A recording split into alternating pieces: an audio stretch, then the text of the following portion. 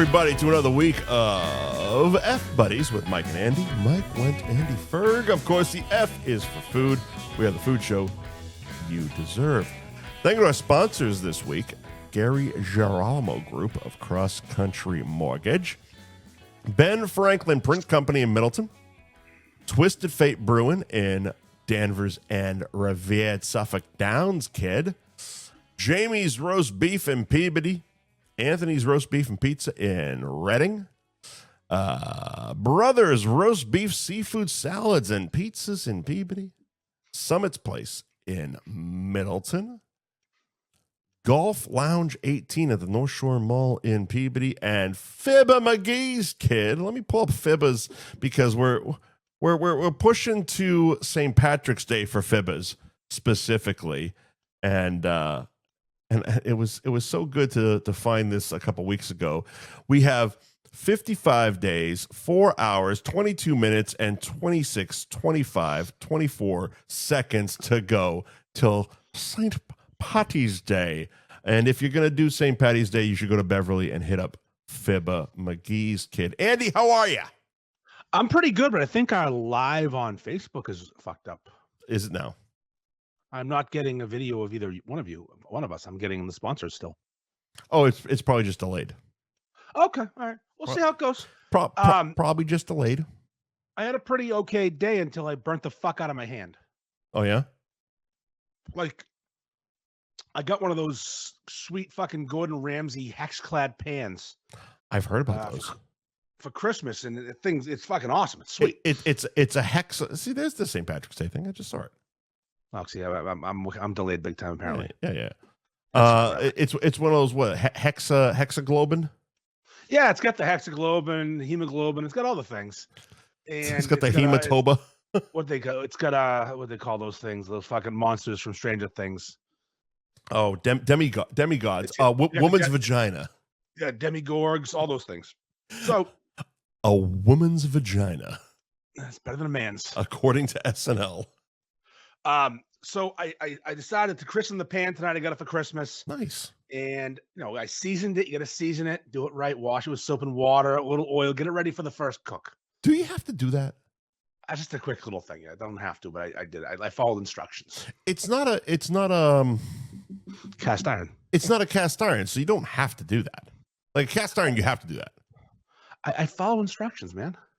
Really? They gave you instructions to do that? Yeah, it said to season the pan. It said wash with soap and water. Wash, I understand. It was shipped to you in the mail by fucking savages, but, seasoning is settle down.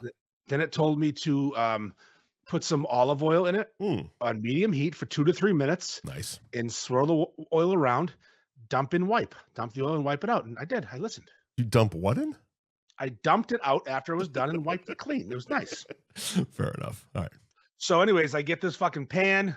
I got these 2.5-inch filet mignons from the Century House Epicurean shop. We're not fucking around today. Nice. We went big time.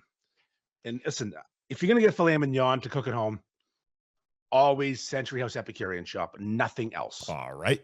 Everyone else, it's awful. It's fucking not really, unless you go to like a real fucking high-end butcher. But no, they bring this. Everything else is piss. Well, they bring a tray out. You pick out which ones you want. Fucking wonderful. Now, what was it? The Century House what? The Epicurean shop. They have a little store next door to the restaurant that sells. Okay, so we are talking about the restaurant, right? On Route 114? Yeah, but it's not attached. It's their little side thing. It's like a little meat butcher place. I never knew they had that. Oh, you fucking so they have a thing like the Hilltop used to have a thing. Like the Hilltop used to have the butcher shop. I never knew the Century House had that. They do. It's a little side building. It has the what? Epicurean. Sounds like fucking horses. There are horses. That's equestrian, right? Yes, but it doesn't matter. So you go in there. They sell like some of the prepared foods. Like you can buy like their little big stuffed haddock and their big stuffed lobster and little. It's for old people who live alone that want to have right. Yeah. It's for people that still go to the fucking Century House. Yes. So I get these fillets. They're perfect. They're fucking awesome. I love them. Sure. So I sear them. I get the hex-clad pan going. Yeah. I fucking get that thing up to 1,000,000 degrees. I fucking sear these fuckers. Ripping fucking hot is what I believe it's called. Ripping fucking hot. Ripping fucking hot. Get the oven preheated to 400 because, you know, they're thick steaks. You can't just do in the pan. You got to roast them in the oven to finish them off. Oh, you're going to shift over. Oh, a quick 5-minute sear. But these hex-clad pans, Mike, they can go up to a 900-degree oven. Oh, that's nice. Oven safe. So, holy shit, we're chefing it up. We got the fucking fillets, sear both sides, right into the oven, 400 degrees.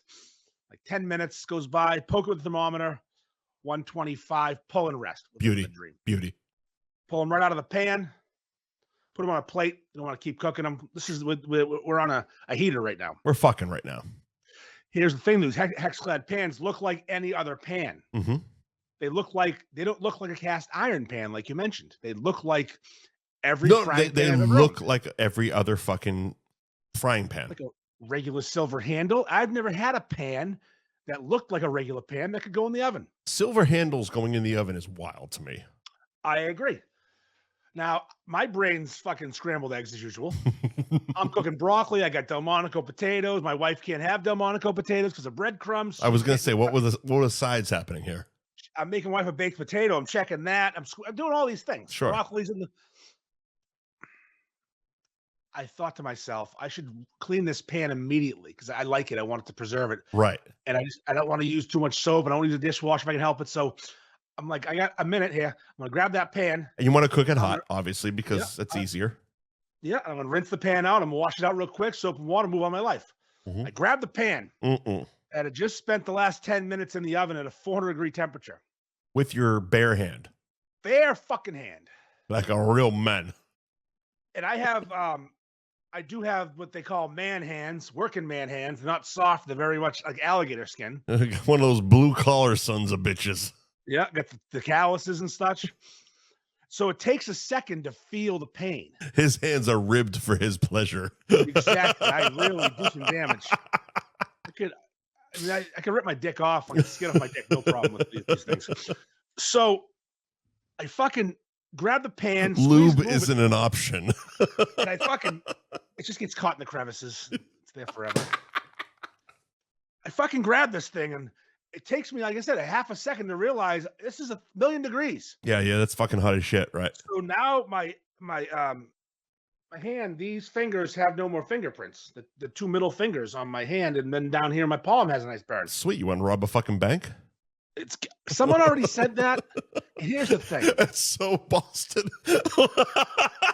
You burned your fingertips. All right, cool. Let's fucking commit a crime. And I had to correct them as well. I said, I can't even go to fucking 7-Eleven without getting recognized as the fat guy from North Shore Beef. So robbing a bank ain't gonna work. This giant stone comes in with you know what though? Hold on. I'll put the mask on. You got the fucking Point Break mask. I got the Point Break. It's still too big. I'll put the fucking mask on and I'll be like, hey, I'm not a crook. So that's what happened this afternoon. And it's not fun. I'm not happy about it, but I'm gonna persevere. I'll be okay. Okay. But so if you were listening to last week's episode and you got to the end, which I know that's a chore because we are here for a long time. There are people that do it. I know. Of course there are. I'm just saying, what else are they doing? Listen to fucking Rogan. We appreciate Joe Ben Frank. We appreciate all of our listeners. So I know a couple people that get all the way to the end. Sometimes the end's the best part if we're drinking enough. It really is. Tonight's gonna be a good one. Yeah, sure. So we're doing our Mount Rushmore. Sure. I don't remember last week. Finishing the show, we're doing the Rushmore, and we're running long. And typically, when we run long, I get some shit from upstairs. Yeah, you start to get ants in the pants. I have it's just she works. I'm down here. Whatever. You have a wife and family. I have nothing. Yeah, she wants to see my daughter was. I'm just gonna upload our show and go watch fucking wrestling. That's literally my night. And my daughter was home for the last month from school, and we've barely seen her. She's been busy doing other things, skiing trips, boyfriend, just living the teenage fucking 18-year-old life. LIVIN. All right. So I start hearing yelling, screaming. My phone starts going off. Seems a bit excessive. Wrap it the fuck up. I got it as a text across the screen. I'm like, wow. That's when I said, okay, this is not just hey, your podcast is going long. What's happening up there? Something's gone wrong. So I Is there a shooting? Is there a fucking home invasion happening? It felt like that. So I hustle upstairs, and there's towels all over the floor. Okay. And a wife who looks like she's about to kill somebody. Okay. And I go, what were the towels sopping up? Blood? Water. My daughter, who no longer lives there, is a very intelligent young lady, but sometimes common sense isn't so common. Sure. When she's a college student, she's doing well. She's not, I don't know, just kids nowadays are fucking dumb. Sure. And, they're like, because the devices and their heads go in 12 different directions, they can't focus. So long story short, I have a new bathroom. Excuses. Yes. I have a newish bathroom upstairs. Right. And we put one of those really nice glass showers in, glass door showers.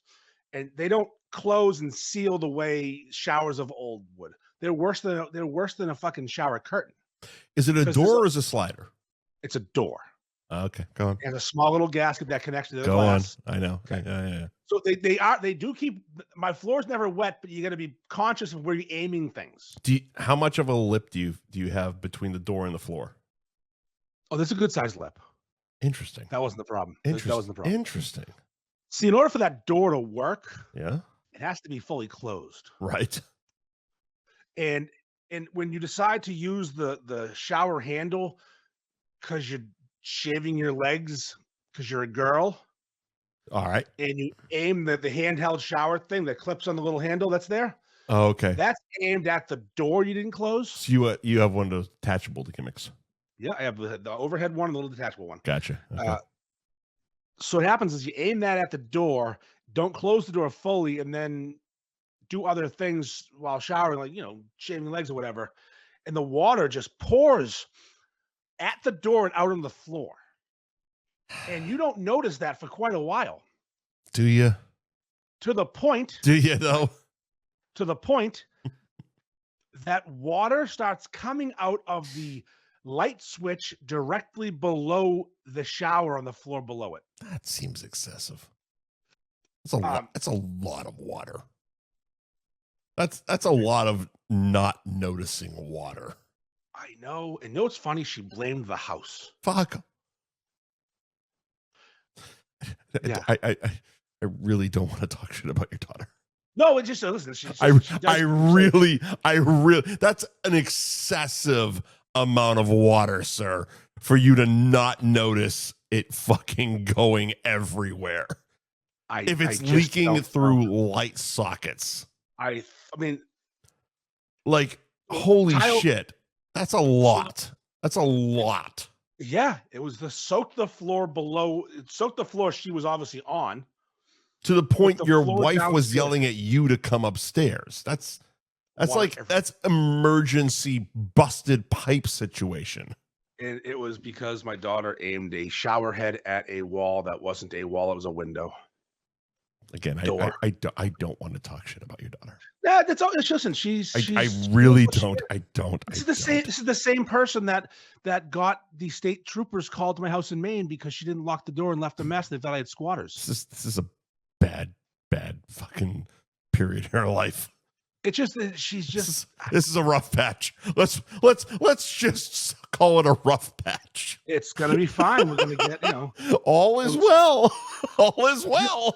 And I wish she'd be like, oh, she must have been high or she was drunk. No, she doesn't even do those things. She's just a little out there in left field, a little careless. Why couldn't you be high right now?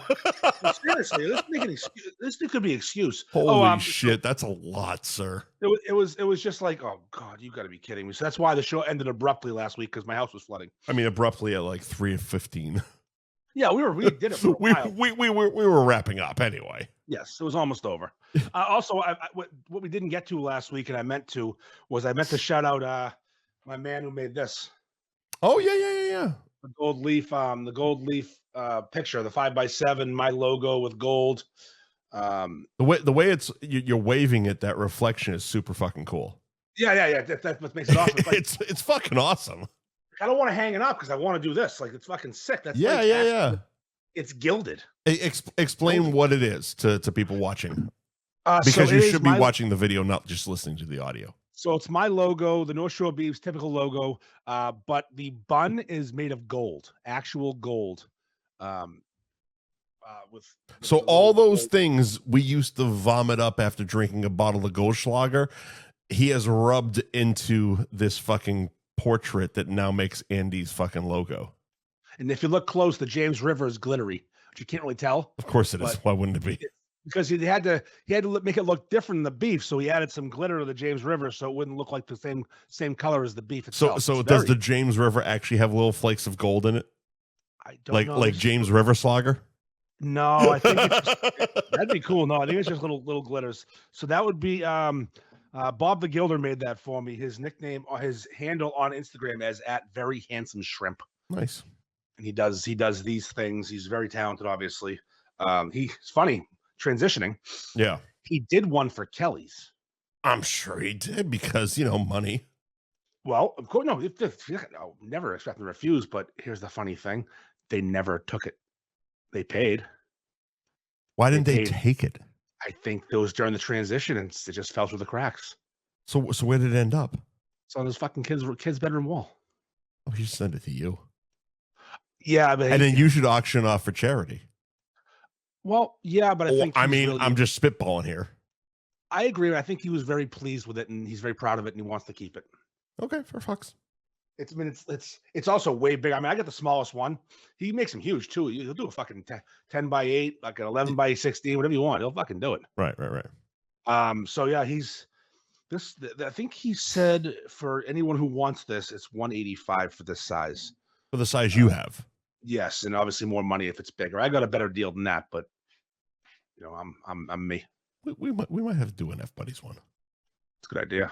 That's a good idea. I mean that beer logo we got behind you on your right shoulder. That's on your right shoulder. There you go. That would look cool in gold. Our main podcast logo, absolutely. Fucking gold. So I wanted to shout them out, but all right, listen. That'd be cool. Speaking of Kelly's, yeah, we're gonna do a food topic. Fucking first time in months. An actual food topic. I did that video today on them closing 3 of their Florida locations and soon to be all of their Florida. They're closing locations. all of them. Yeah, we might. Let's not beleaguer the fact that they're closing all of their fucking Florida locations. The Florida project failed. So they opened over the last couple of years 7 Florida locations. I want to say the first one was 2022. Okay, so 7 locations in Florida. I remember Naples, Scott came down and jerked him off in Sarasota because that's where his in-laws live, or that area. Yeah. I said there's nothing. So here are the locations that exist or did exist. Yeah, they had Naples, Pasadena, and Fort Myers. Those are the 3 that already closed. They still have Newport Richey, Parrish, Bradenton, and a second Naples location in North Naples. I would assume based on Sarasota to Fort Myers, it was that one that Scott went to. Yeah. All right. So all these 7 locations are on the west coast of Florida. No surprise, he treated it like it was the greatest thing he ever ate in his life. Because he's terrible. he's just terrible. Florida is full of people like you. Yeah. Who decided to move south for whatever reason. Right. Of many ages, young people, older, our age, our parents' age. It's full of mass hole transplants. Sure. Especially in the winter. They are full of Arby's. There's Arby's everywhere. Right. And Arby's stinks. Arby's stinks. So if Kelly's would have put the fucking slightest amount of effort into making a good sandwich down there and not expanded so fast and not concentrated on one fucking side of the state. They really just concentrated on like 1 2-hour highway. It's so stupid. That's it. You know what you do? You do one in Fort Lauderdale. How hard is that? Here's the thing. If you're going to try to expand to Florida from the Northeast, why not, instead of doing 5 locations in 1 2-hour vicinity, why not do one on the West Coast, say Tampa-ish, Sure. one Central Florida, Orlando. Mm-hmm. Northeast people go to Disney World and Universal. That'd be a good fucking spot to put a Kelly's. And then one on the East Coast. So the fucking East Coast. And then it's like, okay, so now we spread across the state. Then we can start seeing which one works the best. And then we can start putting more in that locate. Like, what the, like, they put 5 fucking Kelly's on the West Coast of Florida. 7. In, like I said, 2022. So 3 years? They opened their most recent one that already closed last year. Hasn't made it a year. 3 years, they opened 7 locations, and they're all closing. Closing, yeah. And now here's what's funny. I like how they're trying to dodge the blame, saying, oh, those are all independently owned and blah, blah, blah.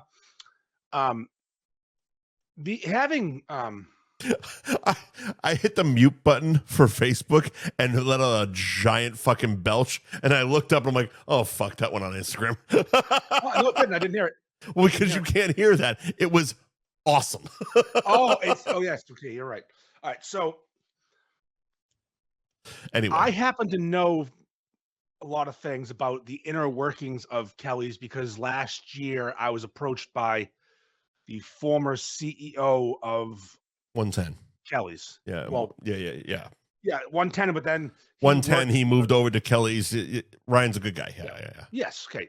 Him and I had lots of conversations. Right. To the point where as he should. I was about to be hired by Kelly's. Right. In a possible full-time management marketing position to help them with the brand because they have 7 fucking locations in Florida that are going to fail, plus 7 more up here. And everyone who likes this sandwich thinks it sucks because they do. They don't know what the fuck they're doing. Right. So I was locked in. Ryan must have saw where the company was heading and said, fuck this Titanic. I'm out. He quit. Well, that's just it, because like 110, Ryan built that into the last time I talked to him, which was when they lit the hilltop lights. They were at 38 locations. 110 grows awesome. And I don't know how many they have since then, but like that, I feel like that was probably his plan when he moved to Kelly's, was like, okay, we'll make this basically the roast beef of McDonald's, or the McDonald's of roast beef. And it's really not that complicated. If once you build an audience, you can't. Fucking hard. So again, we decided. So my mother lives in Central Florida. Okay. Half hour outside of Disney. Yeah. My uncle, who lives in the same exact community as her, makes his own roast beef sandwiches, buys James River online because there's no fucking sandwich around there. Legend. And what I am doing though, I taught him a lesson. There is a roast beef sandwich place up down there, and they don't serve James River, and because they're fucking stupid. Okay. It's Beefy King in Orlando. Never they serve of that. A decent looking roast beef sandwich. Interesting. It's like it's real roast beef. They're actually slicing. It's all kind of North Shore-ish, but they don't. How close to the parks, roughly? Probably 20 minutes. Okay. But it's not a North Shore style beef. It just happens to be. You could make it one very easily. Sure. All you do is bring your own James River. Buy it at Amazon. So I taught him. I go to Beefy King, get one with cheese and mayo, and dump some Jimmy on there, and boo, you got a real beef. He's fucking thrilled. I might have to do that. So you should try. I never heard of the place until right now. He's so far removed from living up here and getting these sandwiches on a regular basis. Mm-hmm. It's like anything that even closely resembles what he remembers is going to be a 10 out of 10. Well, honestly, that's realistically why, all of my, Boston beef scores were like 9.8. Yeah. It's so like, that's the thing. First of all, they were good, but 9.8. No. You know what I mean? It's like, it was the best thing I could get. So what I hear from Kelly's is their prices were ridiculous, which they always have been. Always have been. And you're competing with Arby's down there.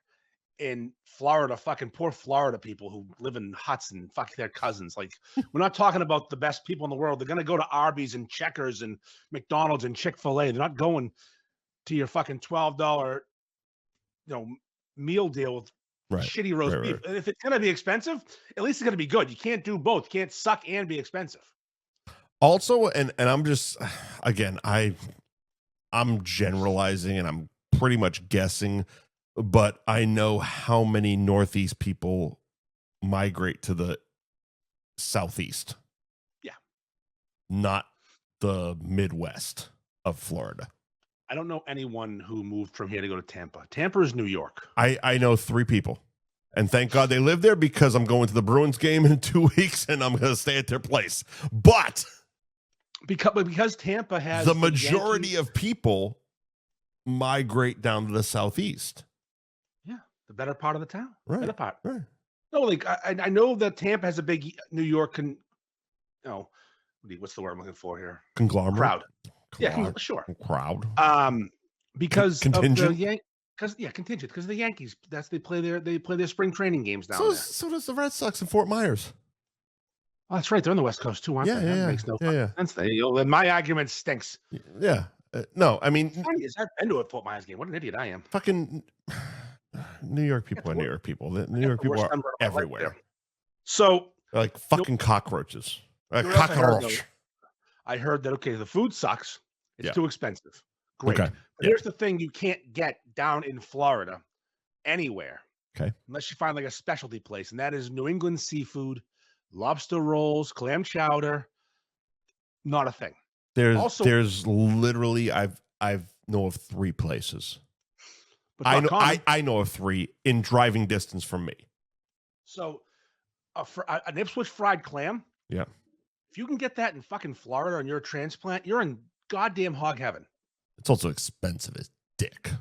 Of course it is. But if you're looking for holy shit. But again, like you said, if you're a transplant, and again, like, if I can find a real New England lobster roll, I'll pay fucking $40 for that son of a bitch, because I'm not eating it every goddamn week. I'm having it once every 6 months. Of course I'm going to fucking pay for it, because it's a real fucking deal. Same thing. There's like I said, there's 3 places that do like actual New England seafood down here. But and again, they're expensive, so you don't go there every fucking week. But you know what you had to do with Kelly's was develop an audience that will be there all the time for something inexpensive, and then splurge occasionally on the lobster roll, on the clam plate, on the scallops, on the shrimp. Kelly's fucked themselves with the price. Let's be quite honest. Yeah, you know what they fucked themselves? They wanted to break into the fast food market, but they were charging premiums. They also stopped selling seafood. I've never been to any of the fucking Florida Kellys. Well, I've been reading about it all day. I've been doing my research. They stopped selling the other reason you would go there. It's a regional sandwich and regional seafood. Right. And you're fucking people on the price on the regional sandwich, and you don't have the seafood anymore. Because you can get away with shitty roast beef sandwich down here because motherfuckers don't know what they're talking about. But if that's the only thing you're serving, you're fucking Arby's. And you're expensive Arby's now. And no one's paying for expensive Arby's. Nobody's paying for expensive Arby's. Arby's is giving a meat and 3 combo right now for like $9. It's 3 fucking sides and a goddamn terrible sandwich. It's gross. Yeah, of course it is. I would never, but I'm saying. So, and also I read, since say what you want about Kelly's food, and a lot of it's not good, they did have some good things. Their seafood was good. Sure. It's good around here. Their roast beef is hot trash. I was actually working with them, Mike, hold on. Mm-hmm. Working with them to make a full switch to exactly what we do around here. Go ahead. I knew which oven they were going to get. We talked, me and Ryan was put in the oven in every store. They were switching to bottom round, which is the industry standard, which they don't use bottom round. Right. It's a different kind of meat. We were going to switch. What do they use? A knuckle, beef knuckle, which is probably fine. It's just not the right cut for the sandwich. It's a different texture. That's why it's so chewy. Sounds rough. They also cut it too thick. I was talking with Ryan about cutting it less thick. Unless you want to roll into, like making it a knuckle sandwich, that'd be fun. Well, that's what Guy Fieri does. Yeah, I mean, fucking sign up. If you're going to be a whore, be a whore. So we were going to introduce onion rolls. Okay. That's Kelly's right. They don't fucking do onion. They're all seated. No. They're all seated. Listen, if everything went the way it was supposed to, these would not be closing right now. Right. The problem is, though, when private equity companies buy a business, right, the AAM15 management, Salem State alumni CEO, we could have worked together, buddy. A couple Salem State fellas, a couple Vikings. I know. Mm-hmm. Me and Ryan could have saved Arby's. Kelly's too. We'll save them both. You were trying to save Arby's. I was not. So, also they got rid of onion rings too. See, that surprised me. One of the things they did as good as anybody. Because that was one of their fucking actual standout staples. Above all the other bullshit, they can do bad beefs all day. They can do overpriced, decent to mediocre fucking seafood. But their onion rings were fucking legit. If I'm going to Kelly's right now, you say, Andy, go to Kelly's. What are you getting? Drive the one down the street in Danvers. I'm going to get a hot dog, probably two of them, or a hot dog and a cheeseburger and onion rings. Usually a cheeseburger and onion rings. Yep. I'm not getting a beef because it's terrible. Right. And the seafood's too expensive. Yeah, I can't afford that lobster roll. Yeah, no. If the last, I don't know, I can't even think, decade, 20 years I've gone to Kelly's, it's only been getting a burger and onion rings. So hot dog safari, when it was still a thing, Kelly's was always there serving hot dogs, and they were by far the best hot dog you could get that day. Really? It wasn't close. I don't think I've actually ever had a hot dog from them. The way they griddle their bun and the amount of butter they use. It's just obscene. It's a cayenne fucking all beef frank. It's a good, decent hot. It's not a snappy kind, a good sure hot dog. But they griddle the bun, they griddle the dog. It's got a fucking nice crunch to it. It's a good worker man's hot dog. It's in the top 2 hot dogs I've ever had in my life. Really? Number 1 and 2 are Kelly's and Land and Sea in Peabody. There's nothing like those 2 places because of the obscene amount of butter they use to griddle the bun. That has a lot of butter. For last time when I got a hot dog, so when you go to Land and Sea, there's a secret. You go foot long hot dog, the works. Sure, go on. And that's onion relish mustard. That's the works. Mm-hmm. Last time I got one, new guy didn't know what that meant. Well, that's just bad training. Ketchup, mustard, relish, onion, and the ketchup didn't belong. If not, I don't mind ketchup on a hot dog. It's not the right mix. No, I mean you posted today. You got the fucking Costco one. Yeah, and some douchebag said you spilled ketchup on that fucking by accident. It's like, no. Sometimes you do. I like ketchup on a hot dog. I'll be honest. I like fucking ketchup. I like ketchup, mustard, relish, fucking onions. Throw the goddamn kitchen sink on that motherfucker. That fucking big thick bitch is fucking delicious. To answer the Rico Sutton in the chat, yes, Kelly's at one point did try to sue me, but they didn't have. Oh yeah, they were calling out. They had lawyers involved. This was a couple of years ago. I vaguely remember this. They went from trying to sue me to then having meetings with me and their new CEO in Kelly's in Saugus, eating the sandwich and having them improve it, to then the CEO leaving to them closing. It's been quite a ride. What a fucking weird ride you've been on. So, Kelly's, they managed to fuck up the easiest thing in the world to do, which was just do a decent job. Don't open 7 fucking places. Open 3, like you said. But spread them. Yeah, exactly. Spread them. Don't open 7 in the same fucking neighborhood, assholes. You're competing with yourself. Florida is a big fucking state with a lot of fucking people in it. Yeah, it's very big. Plug 3 in really strategic locations. Strategery. And then just fucking see which one works. Fuck's sake. Yeah, well, well, they didn't. They didn't. 7 are closing. They didn't. So So all of their Florida locations are fucking closing. The old Kelly's is gonna be the next McDonald's or Arby's or whatever the fuck they're gonna be. Nah, that's not happening. Rico just reminded me why they wanted to sue me because I forgot. Why? I did a oh, you threw commercial it in for a dumpster. the dumpster company. Yeah. The dumpster video. To be fair, I did take a bite and it was trash. I mean, I'm sorry. Make you a better can't sue fucking somebody. sandwich. I don't think you can sue somebody for that. No, they can't. But they can. They can have lawyers that stop me from doing it. They can jam you up. I'll probably get sued for my video today. Who fucking jam you up. Sue me for what? Sue me for what? Oh, well, this whole show is based on that fucking policy. Sue me for what, stupid? When are the fucking Bruins going to come a calling? Sue me for what? Let's go. Seriously. Let me know. Let me fucking know. I'm here. Notre Dame going to sue me too? Fuck them too. Fuck them. I got nothing. I got nothing to offer, guys. What you have is a. It's going to be a terrible segue. What you have is a tree. It's a trust tree. And that trust tree was broken this week. Just, we all just, people who listen to this show and we have our little circle, Safe space? It's a safe space. It's not a huge circle. I don't know how many listeners, but we have a handful, but I assume the people who listen to this show aren't going to take things I say on this show and bring them to my wife. Here's the funny thing.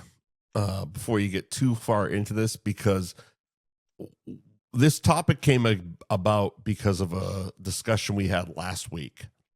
Yep. And during that discussion, it was literally said by me, it's so good that Mrs. Ferg doesn't listen or have social media. And then someone told her.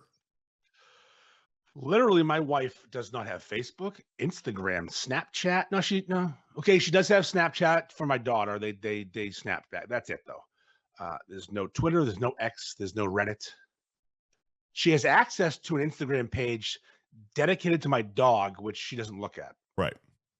So she does not listen to this show. No. A lot of people in her life do. Sure. So last week we were talking about me having it was 2 Thursdays ago. I had a bad day, hip day, injured, miserable, couldn't sleep. You hobbled down the neighborhood to get your McDonald's from your neighbor's house. Yeah, and also we talked about the other one where I had 2 drivers delivering simultaneously. That was pretty awesome. Yeah. Whole bag of fun with the DoorDash information. Tough. Tough beat for your kid. So, I mean, here I am having a fun, open conversation, feeling like, because it's nothing I've ever said on this show has ever gotten back to my wife. Right. She's never been like, why'd you say it on the show? This show is a safe space, if you will. Safe space. You guys who listen are on the trust tree. Right. And why would you tell my wife things that we just mentioned? Good things she doesn't listen. This is why we don't talk about Will. Who? Exactly. Because somebody kept talking about this show in front of people, and now we don't talk about Will anymore. Literally was asked of me, don't talk about me anymore. Why you're talking about him? Who? Exactly. Right. So, someone told my wife that I got a couple DoorDashes recently and how these stories are funny and how yada yada. Well, guess what, people? I don't exactly advertise to my wife that I'm getting fucking food at 1 a.m. because I'm fucking literally it's part of the story. We don't talk about it. I appreciate you listening to the show. Would you please listen to the fucking show? Because it's part of the fucking conversation where he says she goes to bed and doesn't know I'm getting this fucking food. And I get an excessive amount of food, which is one of the reasons I'm so fat. She's like, we're on a diet. I'm like, yeah, until 11 p.m. Right. Until I raid the fridge and eat something or get food delivered because I'm a fucking piece of shit. There's nothing in the fridge that's going to make you happy. Sometimes peanut butter works, or for old pizza. Old pizza. Okay, a dollop of peanut butter. Let's be honest. That's not going to happen. Well, the dollop peanut butter is if I'm actually trying to lose weight and I'm on a diet, Right. and that's to hold me over. But So realistically, there's nothing in the fridge that's going to make you happy. What's going to make you happy? A couple quads, some nuggets, some nuggies, all baby, some fucking nuggies all day. You know what Rico should do? He should join a podcast about getting naked in cemeteries and taking selfies. All right. Yeah, that's what he should do. Because he did that. I have it on my phone if you want me to send it to you. I'd rather you not. You don't see any dong, don't worry. It was for the calendar a couple of years ago. And it was so fucking weird. I couldn't even put it I out don't want there. to see that at all. I couldn't put it on the calendar. It was so fucking weird. It was like, oh, thanks for hanging dong on someone else's fucking grave. Can't put it in the calendar. Let me send it to you. No, I'm good. No, it wasn't that. I was just like, I'm good. Oh, what are you doing? I believe you. Why'd you do that? Why would you do that? So I found out last Wednesday. Literally Wednesday. Yeah, it was. It was the next day. She had this smirk on her face. Mm-hmm. And I said, what's funny? She's like, sup? Getting DoorDash, huh? Fuck. What do you mean? Just She's like, how far did you try to play it? I didn't. I know. When she knows, she knows. I'm like, I just like, shit happens sometimes. Just, I thought we weren't doing that anymore. I'm like, that's what you thought. Now, again, the ex-husband in this partnership is going to say, we exaggerate on the show. It's all for laughs. It's not real. It's pro wrestling. Well, I did say, it's not all 100% true. Okay. Yes, there is obviously, yes, things happen, but not. I do hyperbole, a little. Sure, good word. I spice up the stories a little bit. Spice it up, even though I don't. Mm-hmm. Tell the exact. I'm a truther. I'm a DoorDash truther. You're a victim of truth. So, I kind of don't know who told her. Mm-hmm. I have ideas. Sure. Here's the problem. A lot of people in her life either watch live mm-hmm. or listen at work. Some people who I don't know that listen, that are in her lives. Like I find out sometimes I talk to someone like, oh, you I mean, we are a wildly popular show. Yeah, I don't like to know things about that though, so I got it kind of narrowed down. Like, it's amazing when I and it's again, I've plastered Johnny Brown's with my fucking with our logo, both of them now, mm-hmm. and it still surprises me when people are like, haha, I watched your show. I'm like, oh fuck, why?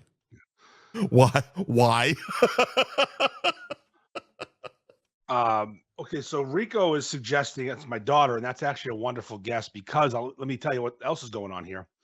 It falls into the branches of the trust tree. It has been confirmed mm-hmm. just recently because I had to find out some things as to what's going on. I had to get my ducks in a row. I had to figure out what's going on. I fucking got my Sherlock Holmes hat on. I've gotten notifications for my daughter's DoorDash if she gets something delivered to school. Right. I got like a text from one of the drivers because he couldn't find where she was supposed to be. Right. We did this on the show. Yeah. Yes. So thinking maybe she got the notification or got stuff and told my wife. Hey, Mom, why are you ordering McDonald's at 1:00 in the morning? I'm thinking that's possible, but I'm like, well, no, she wasn't home today. She was out. Mm-hmm. My wife was not. They may have seen each other that morning, but she wouldn't have told her that day because I didn't do it that night. It was days before. Also, does it feel like something that she would give a shit about? My daughter, no, she's not. Exactly. She's not a rat. No, she's not a rat. Also, she can't even pay attention to the fact that the fucking house is flooding. True, yeah. She's not, So again, giving a shit if your fucking mother is eating fucking nuggets means dick. well, Dad's eating nuggets. Whoever's eating nuggets, but clearly she wasn't asking you. She knows it ain't mom, considering. But I'm saying if it was her asking her, yeah, she wasn't asking you. So I brought it up. Right.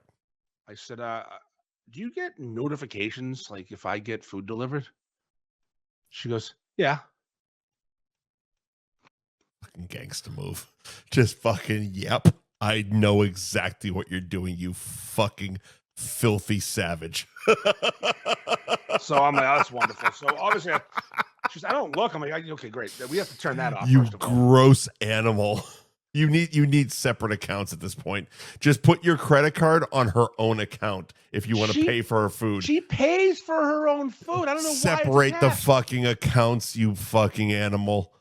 I think one of us is paying the Dash Pass. I'm not sure which one of us is. So you are definitely paying for Dash Pass. I've lost all control. So I'm taking the daughter out. I'm saying she didn't do one of us. Sure, she didn't do it. It's so not you. She's paying for Peacock Premium. Okay, of course she is. She wanted. All right. So here's the other thing. My wife works for one of our sponsors. Right. She works at Ben Franklin Print Company. Yep. Everyone there listens. Big fans. Everyone. Big fans. Also, my wife's cousin definitely timed you out. I fucking love the comments right now. my handful of my wife's cousins and family members also listen. Wasn't there a point where you were driving somewhere and someone was trying to listen or it connected to Bluetooth or something like that, or you were in a house and it connected to Bluetooth or some shit and like they were listening to the podcast? That was my house up north. Yep. My mother turned on my TV and couldn't figure it out and somehow ended up with F Buddies on the Spotify blasting. Because your mom listens to this show. What up? My mom does listen, actually. But my mom, I mean, again, there's people out there who are concerned for my health. They care about me. Sure. So my mom could have sent a text. But that would have, she's older. It would have been a lot of things for her to have to make many leaps to understand what DoorDash is and what I'm doing. And she's also, that didn't happen. She's also a big fan of me and wouldn't rat me out. I could rob a bank. I could kill someone. My mom's not ratting me out. She's one of those moms. Like, also, if that was going to happen, it would have happened a long time ago. Yes. We've been talking about DoorDash for a while. So here's what I think. We tried to get sponsored by them. And McDonald's and Uber Eats. We almost had Uber Eats for a while. Actually, I was trying to get him on the show. I know you did. You were almost like an Uber influencer or whatever the fuck I was. You were trying to do. Briefly an Uber Eats ambassador. Yeah, exactly. But I come to find out every single place already had it. Yeah. Or didn't want it, so it didn't help me. I'm like, oh, good. What a waste of fucking time this is. Yeah. And I was called a piece of shit for supporting the delivery companies. Hilarious. God forbid, motherfucker tries to make a dime. Listen, I have a feeling I know who did it. Of course you do. I've been thinking about this long and hard, and the obvious answer is going to be one of her coworkers. And I don't think he would do it maliciously. I think it may have been a know what you did. We're coming for an ounce of flesh. We're taking it out of you. Look, I get it. Get high. Require you fucking talk some shit. Don't think you know you're talking out of turn, but you are. Shut your fucking mouth. It's giving me a week of grief. This isn't a social show. This isn't a show that wants to be discussed by people. Just listen to it in like your own little bubble. It's not water cooler talk. No, we ain't Rogan. We ain't here to discuss about it. We ain't fucking Rogan. So when we're making $1 billion, then you can fucking talk about it whenever the fuck you want. Whatever you want. Now that we're making hundreds of dollars a year, right? Let's keep the chatter to a minimum. I need a safe space to dump out my shit. It's gonna be a trust tree, and that's us. The circle of trust can't be broken.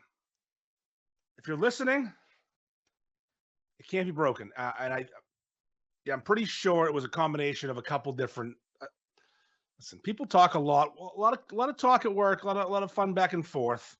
But yeah, we're not going to do that anymore, Right, sir. I'm gonna go piss in a second, and you're gonna do some ads. But before we get to that, let's talk about the shirt you're wearing. Oh, this is the newest North Shore Beefs logo shirt. It's the logo from the app that CJ made. The app made the logo. Yep. And we're doing these right now. We got a bunch of them in stock. Just got them delivered today from Ben Franklin, and all proceeds from this shirt are going to CJ. Who developed the app? Who developed the app and the shirt in the back? I can't show you. There's actually a QR code. It's on the screen. If you're watching the video, which you should be watching the video of this podcast, not just listening to it, there is a QR code on the nape of the neck. A QR code which people will scan when you're wearing the shirt, and you will get them to the app. Which is one of the weirdest fucking things you could probably do to a man. Stand in line at a bathroom and be like, "Hey man, stand still. I'm gonna scan your back." Listen, here's the thing. We need to get more people on that app. The app is going to be way more important than people think. I'm going to announce that soon. Well, it's going to be huge for Beef Madness, especially. Yes, it's going to be the reason how we seed it, how we plan the thing. It's right. going to make everything. So, yeah, these shirts are on sale on the website right now, NorthShoreBeefsMerch.com. And it's a clean fucking logo too. It is. It's a great logo. Jimmy, what are you blocked from? He's on that saying he's blocked. Did I block you from something? Also, the owner of Jamie's I'm blocked because the owner of Jamie's is, dude. That was like 5 years ago. Yeah, he sold it like Jesus Christ, dude. Settle down. He's fucking lives in Kentucky now. What are you talking about? He's dead. Yeah. So, the shirt's sick. It's $25. Yeah, and it goes to CJ, which is more important than anything else because he did develop the fucking app, which is fucking sick.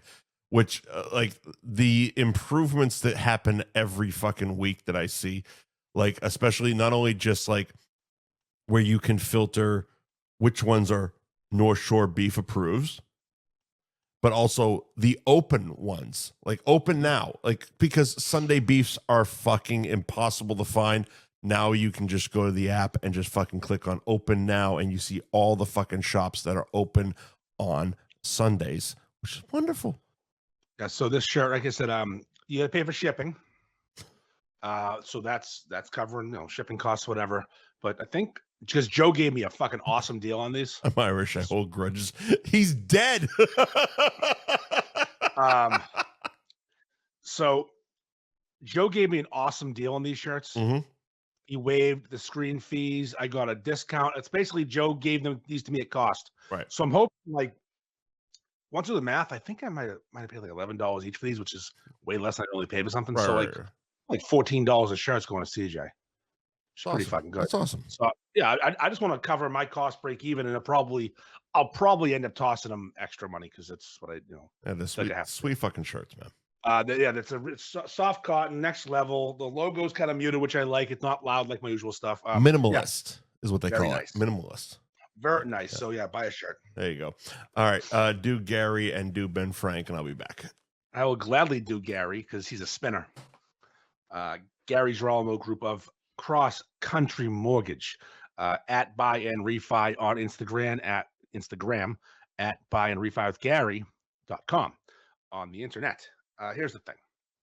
We are rapidly approaching house buying season. We're still in ass eating season, which is wonderful for you perverts. But right after ass eating season is house buying season. While you're down there burying your face between them fucking thick cheeks, maybe after you're done, get a free rate quote with Gary. Hit him up, email him, text him, send him a dick pic. He loves those things. What you're going to want to do is get that rate quote, be ready for house hunting season because, the winter's here now, but it's going to be gone like that. Fucking March will be here before you know it. So here's the thing. Get that free rate quote. Hit them up. Be ready for April when all those for sale signs start coming out when those fucking ugly broads put their face on there and their fucking smile in the stupid stock photo. And get that house of your dreams. But also, if you already have a house, but you got a shitty rate from a couple of years ago, rates are down right now. It's a good time to refi. Great time to refi right now, right this second.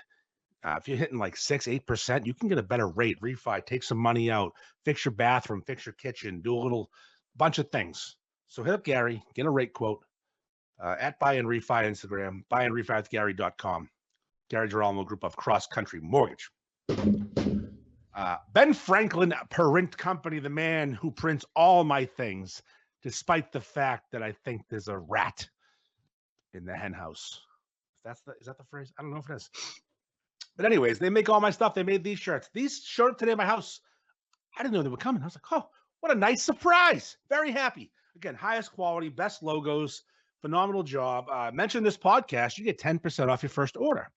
So that's pretty fucking cool. 10% is not a bad number if you're buying a lot of shirts. Plus, they get these specials where you can get one logo, 100 shirts for like $1,000. 100 shirts is a fucking ton of shirts. And it's, you're not going to get the same qualities I'm wearing because you're being a cheap fuck, but still, it's a great fucking, one logo, left a chest, 100 shirts, $1,000. They get the hoodie special, all the specials. They'll wrap your car, they'll wrap your truck, they'll wrap your dick, they'll wrap your mom, they'll wrap whatever you got. Just hit up Joe at benfranklinprintco.com, at benfranklin_printco on Instagram. Say the address. 177 North Main Street in Middleton.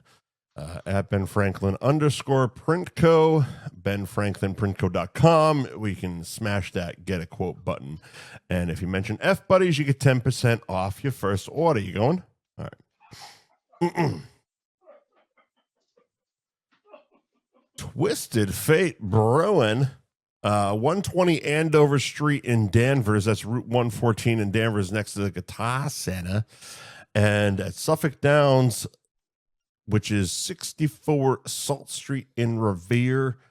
We highly suggest you use the Beachmont parking lot if you're going to Twisted Fate in Suffolk Downs. It's the most direct route and the most close parking. TwistedFateBrewing.com is the website. You can click on Find Our Beers to find out what bars are pouring Twisted Fate and what stores are selling Twisted Fate. But of course, as we suggest all the time, just go straight to the source, either the Danvers location or the Revere location. Pick up your beers there, enjoy your beers there. If you go to Suffolk Downs, you can get a pitcher of Paul Revere, which is a goddamn elite fucking IPA, and 2 pizzas for $30. And you can find their tap room hours and event hours on the gram at Twisted Fate Brewing. Drinking one of those right now, Twisted. Which one? Sick and Twisted Things. Sick and Twisted Things. Mm-hmm. What is that? That is a New England Hazy IPA, 6.6% alcohol by volume. Mm-hmm. It's got a crazy logo with like a hot monster and a fucking guy in a scout in a coffin. Sure. It's very good beer. It's outstanding. It's got a little bite to it. Oh, little bite. Little bite. Not your typical like smooth. It's got a little something which I like. A little something at the end there. Something to think about it. A little something for the effort. Mm-hmm. Jamie's Roast Beef, 44 Margin Street in Peabody. If you go to jamiesroastbeef.com, not only can you order online, but you can sign up for their beefy rewards. Every 10 visits will get you $5 off your next. The beefy rewards, jamiesroastbeef.com. And hit them up on the gram at Jamie's Roast Beef. So much more than beef. Their pizzas, their salads, their fucking chicken sandwiches look phenomenal. They've been hitting it hard on the hot chicken sandwiches. They got a good Instagram person. She does a good job. Yeah, they do. They do. She's very good at her job. Just to clarify, though, the owner of Jamie's, the former owner, is not dead. I know. Well, you got Jimmy all in a fucking bundle right now. We just moved to Kentucky. Who the fuck is all upset?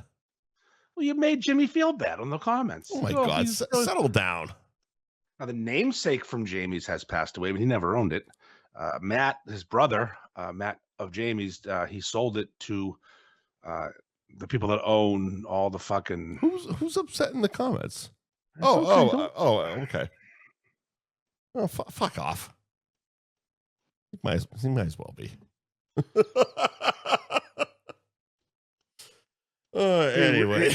Anyways, No, things we don't see, Rico. Things we don't see. he's not dead. No, he's just not. He lives in Kentucky, so he might as well be. I didn't mean Matt. I meant Who are Rema. you talking I about? meant Rema. Oh, right. Oh no, he badmouthed Matt like 5 years ago, and now he was talking about somebody badmouthing people, and I my brain immediately went to him. I forgot Rama existed until just now. Yeah, I wasn't talking about Matt, for Christ's sakes. What planet are we on right now? I don't even know. We're on the planet of Reading, Massachusetts, with 216 Main Street and Anthony's Roast Beef and Pizza. That's where we're at. I love those folks. Because we're trying to get through this shit. Hang it up, brother. Anthony'sRoastBeef.com. Where you not only order online, but get their catering menu. And of course, at Anthony's Roast Beef on the gram. Lots of they're a proprietor of fresh horseradish, is what I would like to put them as. If you're getting a beef and you want a little bit of extra, a little bit of get that fresh motherfucking horseradish at Anthony's Roast Beef in Reading. Do yourself a favor and don't say proprietor after 12 beers. Dude, I'm trying to get through this shit, man. Proprietor. Yeah. I know. I'm trying to throw a little something on this motherfucker. Listen, that's the thing about Anthony's, though, is they're a Sunday beef shop, one of the best Sunday beef shops. Right. And they push that hard, and they should, because, again, although it's becoming more common, it's very hard to get a good Sunday beef. Mm-hmm. So, important to know that Anthony's is open on Sundays, which is huge. And they got that. And so are their beefs. That horseradish. Get that little bit of giddy up in their fucking beefs. I'm on a 4-way kick right now. I'm not doing a horseradish, but I'm doing onion rings on a beef. And I got one from CNS last week. And all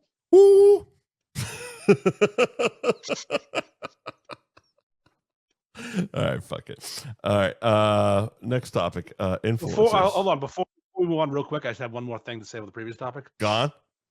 Look at the camera. Pay attention. I got DoorDash 2 nights ago. Okay. This stays between us. You shut your fucking mouth. I mean, I'm not gonna say shit. Not you. I'm not gonna say shit. The royal we, because if it gets back to me, I know who said it. All right. All right then. Influence is not. You spelled it wrong. We know where you're going with here. Yeah, I totally did. I forgot the R. I forgot the R. I forgot the R, kid. All right. So real quick, how do I start this? Because a couple of cunts said they were better than Andy Ferg. I wasn't gonna go there. And he got real fucking butthurt real fucking quick. I wasn't going to. That's a good joke by Grimace right now, by the way. How much does DoorDash charge to bring fresh plankton? He's calling me a whale. That's really good. It's really good. I mean, we can go SpongeBob real quick, and he is the size of plankton. That's good. Yeah, congrats. That's a good joke. I'm proud of him. That's good. Let him have it. I'm gonna influences. I'm gonna stop. I'm a big. No, you drop the R. It's like a Boston accent. Influences, kid. I'm a huge fan of collaboration on Instagram. Of course you are. You know this. Of course I am. I will. Why wouldn't you be? That's your business. I will often accept collaboration from people if I think their stuff is good. Mm-hmm. I will often ask for collaboration from someone who I think I will bully people into collaborating. I mean, shit, worst case people can say is no. And that's worst case for them because you're going to hear shit now on the show. The other day, a page called Sisters Snacking, which is a very big Instagram page because they're broads who are decent looking. I'm thinking it's paid for. I think a lot of it's paid for. Some of it, but they're very good at the photography and the camera work and the voiceover. Yeah, Say but we're hitting Modern Butcher. that all comes with like first you pay for it, then you get the fake clout, and then you get the fucking bullshit because you're chicks. It's all fucking. They're all sisters, kid. They're all fucking sisters. Long story short, I wake up the other day, I see a video posted on my fucking page. Long shirt story. Long shirt. True story. I see they've reposted, which you found out later on that's a repost. I didn't know it was a repost, but I deep dove into these bitches. Yeah. They reposted a video dedicated to the North Shore beef where they went to Supremes, they went to Nick's, they went to Modern Butcher, they went somewhere else probably, I think. 5 years ago. Kelly's too. Yeah. And what's the beef tour without stopping? If they want to invented the sandwich, we are at Kelly's Roast Beef. Oh, and at the end of our tour, we're hitting Modern Butcher for the best three-way. Oh, at the end. Their cadence, the way they talk, it's ugh. Yeah. It's Internet 101. Very clear and concise. The James River barbecue sauce is so good at this establishment. It tastes the same everywhere. Settle down. They filmed all this shit 5 years ago, by the way. So, yeah, again, it's a repost from 5 years ago. But again, they have a huge following. Fine. Your boy's a clout thief. Sure. I get it. I also have a page dedicated to the sandwich they are talking about. Have they? Okay. Now, I deep dove. I scrolled 5 years into their lives. Yeah. And found roast beef sandwiches. The same clips that they were sharing in all these videos, all in the same fucking videos 5 years ago. Have they ever hit accept on collab? Well, ever? What? Not once. No, it's not that. You just hear me out. Please, because I have a retort. I can't request to be a collaborator. I can only DM and ask. There's no way for me to be added to a post on Instagram. That's fine. Have they ever? No. I've asked before, and the response before was, I said, I would love to collab on that post. And they wrote, sure, what do you have in mind? Meaning on another post, which I got. I'm like, you're missing the point. So I didn't bother them for a while. This post pops up. And I go full fucking homo. I go full internet influencer fucking queer. It would be amazing if you added me as a collaborator on that post. Mm-hmm. I wanted to punch myself in the face. Your response was so well written as a homosexual, and their response was simply 3 letters: WHY. Why would it be amazing? Why? I'm on Shark Tank, and I'm. What have you done for me lately? I will tell them what I've done for them lately if they're paying attention. Listen up, you fucking gash. The reason the sandwich is so fucking good right now is because the reason you're doing a fucking video is this fat idiot decided in 2018 that the sandwich was fucking awesome and everyone didn't know about it. And then all these places started seeing how good it could be. Get him. Because I did that. You know how bad the fucking Modern Butcher beef was in the beginning? It Get him. Stunk. It stunk. Okay? Kelly still stinks. Supremes is good again. These places everywhere that are fucking good that weren't good. Do you think Anthony's Roast Beef, who's our sponsor? I'm going to give you an example. I'll give you a big example. Please. I was at CNS last week talking to Bill. Bill, what do you say, Bill? And I love Bill's one of my favorites, and the whole fucking legend. Such a nice guy. He's also he's older than most owners. He's in his, I think he's 60. Yeah. So he's like a generational. He bridges the gap between our father's generations and our generation. Like most owners now are either have a 75-year-old owner or a 45-year-old owner. And he can still do more push-ups than me. So fucking gangster. So he was telling me all about how the beef game has changed from when he learned. And he's trying to help other places who may not be stepping up the way they should be and saying, forget what you learned 30 years ago. They want this because of this. because of this. Because of that guy. Because of the fucking unionization of the North Shore beefs, where everyone sees what everybody wants, and now everybody gets awesome sandwiches, or the place stinks. Because some fucking fat-headed idiot decided this is how the sandwich should be made, and everyone just kind of listened. Again, Am I fucking wrong? Am I fucking wrong? No, it's the Londies effect. Ted was doing it better than everybody. We started seeing and you how said busy Ted was. That's really fucking good. Like I grew up on this, but fuck a duck. That is really fucking good. Everyone should be doing it, because it was Londies and Peabody. Yeah, because I remember, because when the page started, we were just looking into doing beefs on Wicked Bites, and it was kind of the same symmetry. And at the time, Londies Peabody was literally referred to by people as the Mecca, the Mecca. But other places started doing it, and then everyone's doing it because nobody else did it that way. And Bill, who's OG, old school, been in the business 40 years. Right. He learned from Johns and Lynn. You know, like, that's how long he's been around. That place has been closed for 10 years. Yeah. And he's like, everything we learned growing up about how to make the sandwich is gone. People want a certain thing, and you either have to fucking do it or don't. So anyways, there's a reason the sandwich is so fucking good right now, and it's me. There's a reason they're doing a video. There's a reason they're doing a video on that sandwich. There's a reason they're reposting it so many fucking times for 5 fucking years. And it's that guy who, when asked simply just to collab, you said, why? And I responded because kindly. I gave you this format, cunts.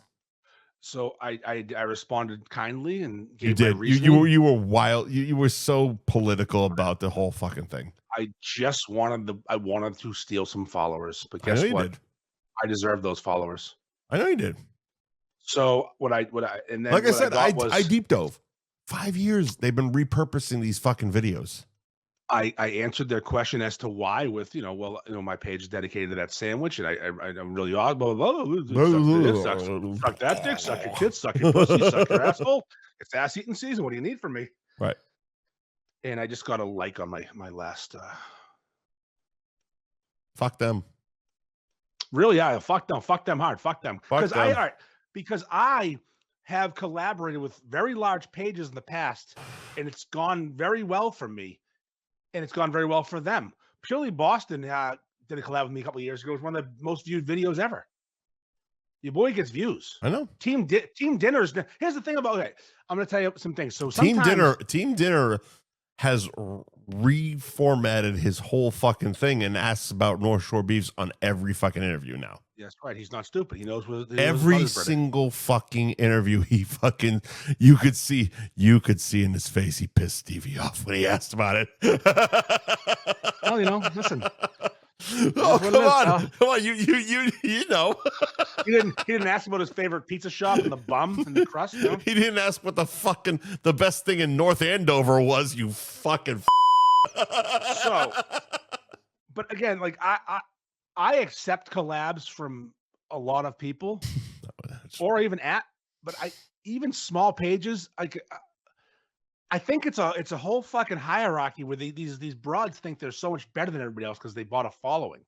That's exactly what it is. It's 100% what it is, actually. But like when Team Dinner reached out to me to do an interview, there was a small page at the time. He's gotten way bigger since then. Right. I mean, yeah, sounds cool. I watch his stuff. I'm like, that's fucking cool. I like it. I like his format. I like the whole studio. Right. His shit's cool. Right. So I drove to Cambridge. I pissed on the street. I got drunk at Trillium. Treehouse? I don't know, one of those fucking places. One of those fucking places. Trillium. Yeah. And I had a good fucking day. Pissing on the sidewalk of Cambridge during the daylight hours maybe wasn't the best plan, but hey, when you gotta go, you gotta go. So I'm going to give some flowers to people who I think deserve it because they are collaborators. Can I do it before you? Just I only have one. Yeah. Because my biggest problem with these two broads isn't the non-collaboration thing.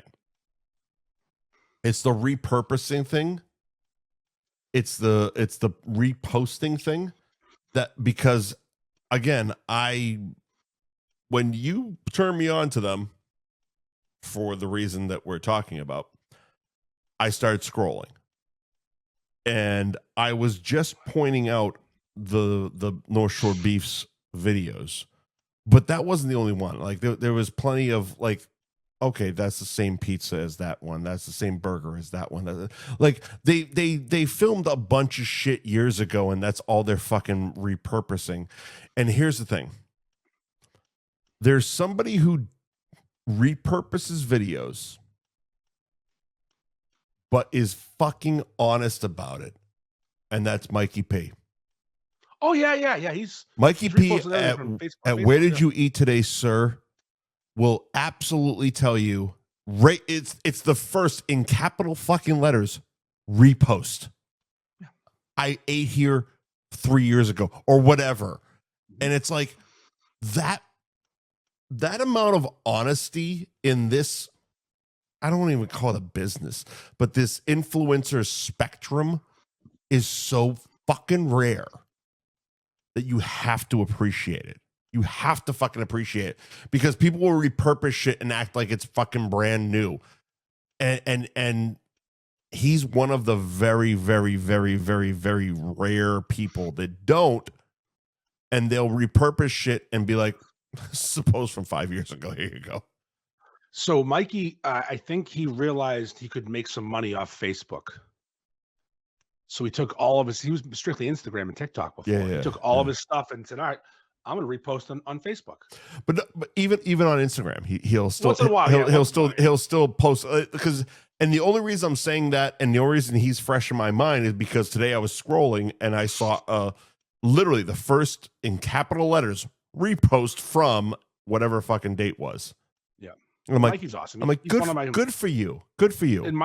And Mikey is one of the best, probably the best, because if he goes to a beef shop that I'm fully not involved in, I'm not there. I'm not with him and Big Frank. I'm not with Stainer. I'm not filming.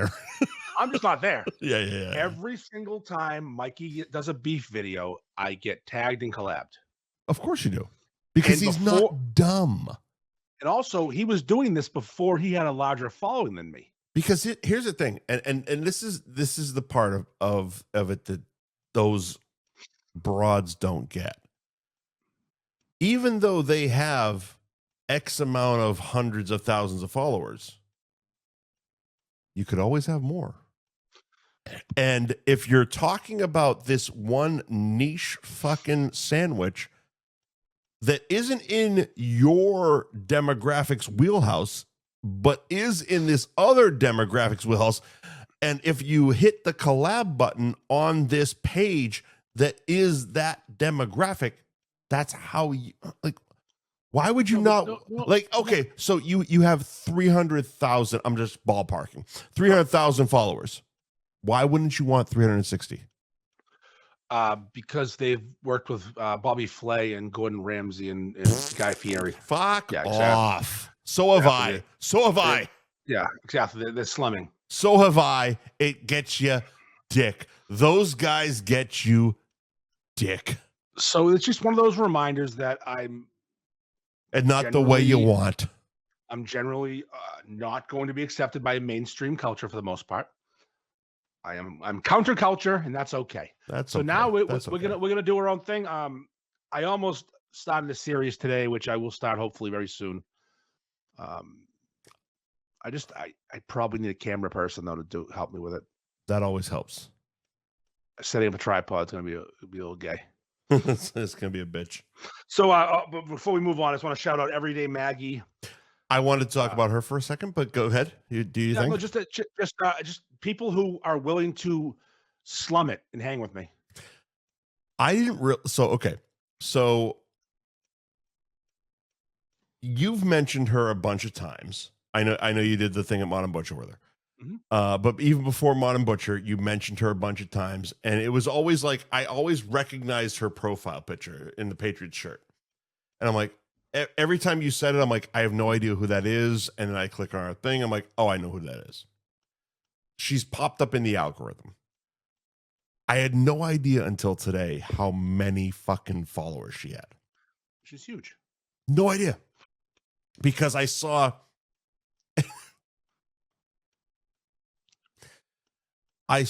she did a collab with Jeremy Swayman, the Bruins goalie. Okay. And it was for a car dealership. And I'm like, huh. Okay. A local car dealership gets a local influencer and a Bruins goalie to do a thing. Okay, fine. And I'm watching it.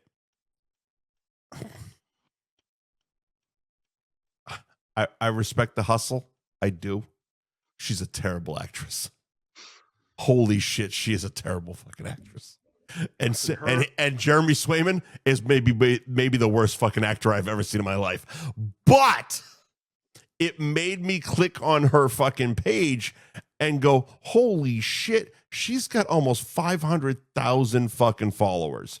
So maybe I'm the fucking idiot in this situation because whatever they're doing is working. Well, I mean, her thing is she's pretty, which she is. But pretty. Also she gets made fun of for her lack of body in that. And also she does rage bait posts. She likes to bother people. Can I get a sure. I saw her posts on her flights. She was in Florida last week for the Patriots game, and well, not for the Patriots game, but during the Patriots game. Yeah. And her posts on the plane were cringy as fuck, but God bless her. But that's her world right there. It's her gimmick. And what really got me is the fact that my buddy who's a bartender at Johnny Brown's has sent me posts of her when she does the she's holding the camera on herself and she's like, oh, and I'm gonna say Merry Christmas in Boston, Merry Christmas, and you hear the guy echoing in the background, go fuck yourself. Yeah. That's been sent to me with no knowledge that I actually know who she is. So she's transcended New England influencer. She's figured out a niche and she does it well. And she's not even from Mass. She's from fucking Connecticut. New England. She lives here now, though. I know. Yeah. But listen, she has a gimmick. She's at the very least, she slummed it with you. Oh yeah, she was great, and she was cool all day. It wasn't even a collab. She actually showed up and did a bit with you. Yeah, we had a blast. She let you shove a beef in her face, for fuck's sake. Yeah, exactly. Danielle was there. She was there. Everyone had a good time. Her boyfriend was there. Lisa, it was just, again, slumming with me is not the worst thing. I know I have a reputation of being a fucking asshole, but I'm actually really usually not. Right. All right. So one more shout out, and this was last week. Brunt, the boot company, the work boot company. Right. He did that. Huge following. They have almost 400,000 followers. I reached out to them a while ago. Let's work together. They had ideas. They do this thing on Thursdays where they open their garage up and it's beers and there's food. And it's a whole community idea. Mm-hmm. Last Thursday we had an event and I'm nervous. I'm like, are people going to show up to this fucking thing? Because I kind of announced it last minute. Are people going to be there? It's also a weird count. It's a weird event. Yeah, and we're going to do a blind taste test. It's a boot company with beefs involved. Sure, but they filled fridges full of beer, so you beer it, they will come. Sure. So, 4:30, I'm at Mad Matt's in Woburn picking up sandwiches. Mm-hmm. I'm planning on getting there at 5. Event started at 4, but I'm not there though. I am running a portion of this event. I roll in to the parking lot. It's in North Reading, and there's no parking. Sign says there's more parking behind the other building. I roll to the side. There's no parking. You're the star of the show. Why don't you have parking? Well, I found parking. There are cars driving. It was a warm day, and we had just had a freeze and a thaw. There are cars driving on the lawn, ruining the lawn. Okay. It's Woodstock. It's a free-for-all. There's people everywhere. People coming down the street. The place was fucking jammed. 500 people in this fucking garage. It's a big garage, but still a lot of people in there. Sure. And I apparently mostly for me. Interesting. I didn't know this. I was the belle of the ball. I was the Mhm. like I felt special. I felt pretty. Sure. So I walk in, the fucking social media guy brings me over. We're doing this, this, and this. I got beefs. We got beefs from Pete's. We had so Summit's delivered beefs. George delivered beefs. Well, Robbie from Summit's delivered beefs. George from Pete's delivered beefs. Hercules from Mikey's and Bill Ricker delivered beefs.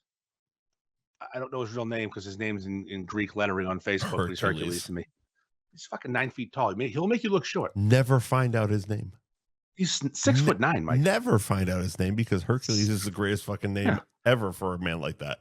As funny as Matt, who hired us from Mad Matt's, Yeah. he had volunteered to be part of this, but then he forgot because he's fucking running a brand new business and busy as fuck. So I rolled in. He goes, "Oh fuck, is tonight that thing?" Oh yeah, I texted you. He's like, I broke my phone last night. How many do you need? I'm like 8. So he cooks up 8 beefs for me real quick and puts on a pizza box. We roll out with the Smithfield barbecue sauce, Right? Because they don't call it James River anymore in the commercial packaging. But anyways, the event was awesome. Sure. Pete's won. We had like 12 taste testers. Now, explain Pete's. So basically, I took all the beefs. I had 8 beefs from each place. I think we started with like 15 taste testers, and it dwindled down toward the end. But I cut them all in half. They were cheese mayo with sauce on the side, and they were able to, try a beef, dip in the sauce, and rate it. Grimace was there. Mm-hmm. He brought a notebook. Oh, and he did real review. Like, he did like legit real reviews. A handful of other people. Marika Conway, who's I've known for like fucking 35 years. She was there doing it too. She's an athletic trainer when I was in high school. Okay. So basically, we cut the beefs in half, gave them a beef. They didn't know which one was from where. They decided which one was best. I didn't want to hear a whole list because everyone stepped up to do it. I didn't want to have a place be like, this one sucked. Right. Beefs don't travel well, you know that. Sure. But all I wanted from the people was, what was your favorite one? And I think 8 of the 12 that finished the whole taste off chose Pete's. Mm-hmm. And every place got a first place vote. Not bad. But I haven't seen the footage yet. They had a whole situation. I was co-hosting this fucking episode. They were asking me questions. The guy started fucking putting the camera in my face, asking about the beef history. You definitely were comfortable as shit. I was drinking. I was fine. But no, it was like, while I'm cutting pills are good. Pills are good. I get a camera in my face. Andy, talk about the history of this sandwich. I'm like, okay. I don't know you, sir. Oh, I know, but I know history.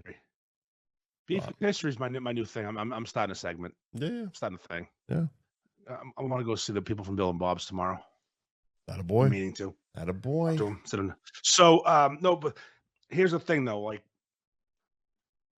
they have we call the Brunt hype officer, who's their social media on camera guy. Okay. There's all their videos. He's just a charismatic fella. He probably does something else there, but he does all their videos. The guy that whoops it up. Yeah, he's great. Yeah. Then they're the behind the scenes kid, and I co-hosted the event with the whoop it up guy. But it's weird though. So I'm standing there, and they do a ton of commercials. I see this stuff online. I'm in their algorithm. What do you mean they do a ton of commercials? It's a live event. No, in general. Okay.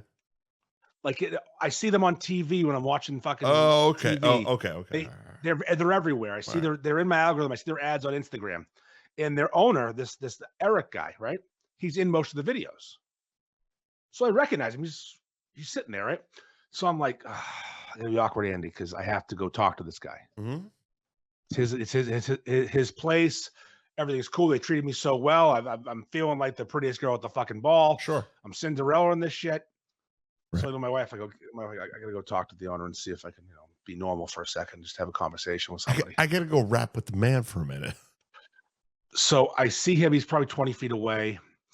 And at the exact same time, which the timing could not have been better, he had the same idea. I'm going to go talk to that beef guy. He walked toward me, met in the middle, fucking handshake, bro hug. Thanks for coming. Let's do some pictures. Let's do some photo ops. Let's talk. Love you, my man. We talked for half an hour about just business in general and how this happened, and he cool as shit. Yep. And then they're like, pick out anything you want. Get some stuff. Get some boots. Fucking boots I want over in stock, so I had to order, but they're getting to me. Wanted some soft toe Marins. Nice tan boot with a white sole. Very, very nice. Very stylish. That's all they sell, right? Boots. No, they sell work pants and sweaters. No sweaters, sweatshirts. So all your types of gimmicks. Yeah, other things I'd wear to work. They sell work gear for people like me. You know, if you were still working. Yeah, if I ever worked again, I made that mistake. You could have furnished the whole fucking crew if you wanted to. Listen, I'm not into asking a lot. All I asked from them was, when you edit the post, smash that collab button. Fuck yeah, because they've got footage for days. They have hours. All right. But no, that was, again, I appreciate. Yeah. When someone isn't a cunt. Just be human. That helps. Like, I'll give you an example of a page that there's 2 pages right now of probably late teen, early 20s beefers. All right. And they send me their posts and I always accept. Sure. They have a shit following. It's getting bigger, but I think it's good content. So it's Groveland Food Reviews, which is a hilarious name. Mm-hmm. And Beefy Boy Reviews every time. Huh. They don't know how to light a fucking scene. They're always in the dark. They talk over each other. They're wonderful every time. Yes. I don't even need to watch it. I think they're both under 1,000 followers. They were like 100. But if you make decent content, you can use me. I'll use you. Let's use each other. It's the fucking internet. Let's all work together. Because you never know what's going to happen. But don't act like you're better than everybody and just fucking A. Say why. Ugh. Yuck. Like Nancy Kerrigan. Why? Let's see. Want to do ads? Yeah. Let's do a couple of fucking ads. Take a piss, or am we doing? No. Let's fucking do them. Let's get them out of the way. We have some stuff to talk about Golf Lounge, so let's get there. Summit's Place. 229 South Main Street in Middleton. It's Route 114 in Middleton. You can order online, summitsplace.com, and their fantastic handle on Instagram at summits_place_Middleton. Fuck's sake. How do people do that? Why do people do that? You used to do it. I did too. Yeah, why? You learned quickly to knock that shit off. Like, was North_Shore_Beach. It was terrible. Nobody fucking likes that shit. I do that? Nobody likes that. Just tighten it up. Tighten it up, Summits. Be yourself. But they've also been getting really good reviews in the group. People have been going to Summit's Place, getting their beefs, and actually they've been in the 8s to 9s. I've seen a lot of nines. Brothers. Summit's Place was there. They delivered beefs to the event. Ravi showed up with a fucking box of beefs. Yep. A ton of James River, and they scored so well. I'm proud of them. They're killing it. Happy for them. I want them to do well because I would awesome. If there was a comeback of the year, I believe they're going to get it because they got it. Because last year you were throwing them in the garbage. They got it. Yeah, exactly. Brothers Roast Beef, Seafood Salads, and Pizza. I believe they might have chicken as well, but that's not in the name of the place. 89 Foster Street in Peabody. Brothers Roast Beef Peabody.com for ordering online or hitting up their catering menu. You can find them on the gram at Brothers Roast Beef Peabody on the gram. It was funny because I was talking to somebody about our weird the unsung Boston accents. Mm-hmm. And I just mentioned Peabody, and that's one of them, because it's like most people will always lean on like, oh, you don't say your R's. It's like, well, yeah, we don't, but we also turn O's into I's. That's right. Not Peabody. Peabody, Swampskid. That's right. You know what I mean? Mom's getting- It's like fucking like Well, it's that stupid clip from last week, that Fallon clip with fucking Ben Affleck and Matt Damon. which we'll get to in a minute. But yeah, they're at 89 Foster Street in Peabody. Peabody. Brothers Roast Beef Peabody.com and at Brothers Roast Beef Peabody. Hit them up for online ordering or catering menu. Let me pull up the fucking clock for St. Patrick's Day, since we're going to talk about fucking Fibber McGee's kid. Let me get it over here. There we go. Boom, boom, boom. All right. 102 Cabot Street in Beverly. Fibber McGee's. FibberMcGee'sBeverly.com is the website, and at Fibber McGee's Beverly is the Instagram. Hit up their gram because you can always find out what specials they are running. I know on Tuesday nights they do fucking like half off wings or something. And during the football games on Sundays, they do wing specials as well. But right now we're on a ramp up to St. Patrick's Day, which is 55 days, 2 hours, 47 minutes, and 53, 52, 51. You get the point. For Fibber McGee's. Yeah, we're almost there. We're getting there. St. Patty's Day will almost be spring. The snow will be gone. I'll be golfing again when the hip heals. It's fucking exciting stuff. It'll still be 40 fucking degrees in fucking St. Patrick's. It could be 80. We don't know. Don't be stupid. And then of course, let me get that image up there. I got the porn star, so I gotta move that over here. So we got Golf Lounge 18 coming up. Golf Lounge 18 is who I was about to get to. There it is. So we have 9 of the 12 spots filled for our indoor games tournament. Golf Lounge 18, 210 Andover Street in Peabody. Of course, that's the North Shore Mall in Peabody. Golflounge18.com to reserve yourself a bay at Golf Lounge 18 on the gram. But more importantly, yes, we are doing the not so specialist Olympics. What? All right, let me take the reins on this one, sir. Go ahead. So the North Shore Indoor Games is actually, you have the wrong image, but it's Sunday, February 15th. You have Saturday on that one. It's a mess up. Not your fault, mine. It's my fault. I haven't updated the image. I say the wrong one. Anyways, Yeah. So the North Shore Indoor Games are going to be the best day of the fucking year. We have 9 of 12 teams filled. It's $400 per team, which gets you all the golf. They're giving us a crazy discount, but indoor golf's not free. Sorry, it ain't free. Right. And they're setting up the tournament so you can have 4 players golfing, 2 playing cornhole, 1 playing darts, 1 playing pool, 4 different simultaneous tournaments with weighted scores. We'll figure the scoring out that day. Basically, you want to fill a team that's good at all those events because you want to be a top team. The winning team, this is not a charity event. The winning team is getting $2,000. That's $250 ahead.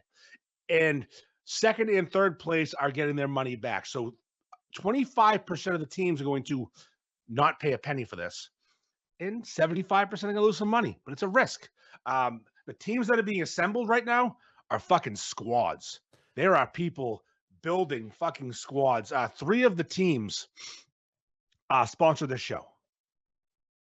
Gary Girolamo has a team, and I know that team's going to be nasty because he likes to win. Twisted Fate Brewing has a team that includes Brendan Ahern of Pulling the Cork, all those things. He's a nasty cornhole player. Like, that's his thing. He's a dominating cornhole. I'm serious. He's fucking real. Like, Mike. This is wild. This is fucking wild. He's fucking nasty. Also, Ben Franklin Print Company is rolling the team. Are they going to win? No.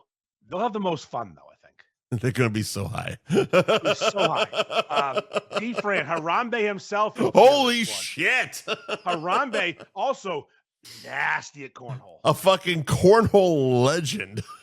My buddy Matt Mello, who's not he used to bowl with me in that league. Yeah. He still bowls. He was texting me last Wednesday asking format questions. I could tell he was on his 15 fucking Tito's and soda. He goes, I got my fucking squad. It's over. I'm like, yes, it is. I can't wait. So all these people are taking this so serious. It's going to be the fucking best day of the year. Sunday. So how many spots are left? Three Spots. Like 3 spots or 3 teams? 3 teams. 3 teams. All right. And a lot of people have seemed like they were like, I don't have 8 friends. So find more friends. Hit the VF dub. Listen. I can find you people. There's a lot of people there that will want to win $2,000. Another guy who's got a team in is Mark Shabak, the beer page, Mm-hmm. and his buddy plays in my golf tournament every year and usually wins or is top 3. And one of their good friends plays darts on my brother's dart league team. Like people are coming with fucking serious shit right now. I can't wait. They fucking better. It's cash prizes, bitch. And also the golf lounge is going to sweeten the pot. They're going to add some things. They're going to be throwing some gift cards at people. It's going to be so I had a meeting last Thursday. There's going to be liquor reps walking around. You know, like what liquor reps look like. They're usually hot chicks. He's going to have some attractive bartenders working. Broads with tits and shit. And here's the thing, though. If you don't have a team or a squad, you still want to come, it is open to the public. You can't participate, but there's nothing stopping you from fucking hanging out all day and drinking. Come on the pod. We're hanging out. We're going to be doing a show. Right. No? Well, I'll probably get Madison to show up and dump them out for us. Maybe Festa can show up and dump them out for us. He'll definitely dump them out. No, like it's going to be I told the guys at Golf Lounge 18 who, again, we had this plan with a different place who backed out last minute. Right. So I just pivoted. Right. I told them I want it to be a circus. I want people everywhere. I want shit going on everywhere. I want a fun fucking vibe. Because that's the thing. You want to have shit happening. And again, the place is cool. They have an upstairs bar, a downstairs bar. They got the fucking pool table, the cornhole boards, the dart boards, the golf everywhere. It's going to be incredible. Just the fact that it's in a mall is fucking wild to me. And you can go next door if you get drunk and throw axes. They have axe throwing next door. There you go. It's fucking great. It's fucking wonderful. It's going to be awesome. I can't get all fucked up and throw an axe. This is the full-on open to the public party, but there's going to be a tournament going on at the same time. Right. With crazy and weird. We happen to be doing a show. We'll be doing a little show. We'll do a little show, kid. How's your sister? How's your mother? Huh? Who should we get for guests? We got to figure out guests that day. I don't know. Guests are always terrible. No, we should get good guests. Guests are always, unless we get good guests are always terrible. I'll try to. I mean, it's easy. I mean, talking to strippers is fine, but who do we know that we could fucking get on there to talk with? We'll spitball it. Yeah, we'll spitball. I mean, we obviously Fester and Madison are show veterans. They're easy to get on, but who could we get? That'd be fucking something. We need a get. What's his name? Gary comic. Gulman? Gary Gulman. If he's in town, sure. He lives in fucking Peabody. Jesus Christ. No, his parents live in Peabody. He lives in fucking Manhattan. He lives in Peabody. Really? Yeah. Oh. Yeah. Gary. Gary Gulman will be at and a man fashioning a canoe. And fucking Rip Taylor will be there. No, it's gonna be a great day. I'm excited for it. I can't wait. It's gonna be fucking sick. We'll probably get fucking Carlo and Tommy from Lynn. Mm-hmm. This is what I gotta say today, Ferg. Patriots are winning the World Series next year. We'll get fucking Phil the grunt into the fucking microphone for a couple minutes. Be a man. Be a man. Burritos, be a man. Ice. We got Robbie Rose team and yell about ice. There you go. We'll all get fucking arrested. We'll get the steamer in there. It'll be a good day. Holy shit. All right. So that's all our sponsors. Yeah, we did that. So what's the next topic, sir? Porn football. This is a brief one. This is so stupid. It's wildly brief, but it's fun because we got an image. Yeah, we all right. So listen, the Miami Hurricanes played the Indiana Hoosiers last night in the national championship of college football, which like no one watched because no one cares about fucking Indiana. Even though people pretend to care about Indiana. Can I say I thought it was the basketball championships because yes, I exactly. didn't watch. I didn't give a shit. Because I come from Massachusetts where we have professional teams that win championships. Let me give you a quick history. So Indiana got a new coach, Sig, a fucking cigarette guy. Yeah. Signelli. He's a good coach. The motherfucker sick of weed. So he decided to spend all that college football NIL money and field a fucking squad full of 23-year-olds. He basically got an NFL team. Signetti. So they're fucking nasty. They this queer quarterback named Fernando. The team's out of control good, and they beat Miami last night in the College Football National Championship. No one ever thought Indiana's football team was ever going to be good. Sure. Because they shouldn't be, because they're a basketball school, but whatever. They won. Congrats. It's a corn-fed white boys. Yes. I mean, fucking Larry Bird went to Indiana for 10 minutes. Right. And then he left. It was too hard. Then Indiana State. I mean, they made a movie about the Hoosiers, but it was a basketball movie. Let's be honest. Yes.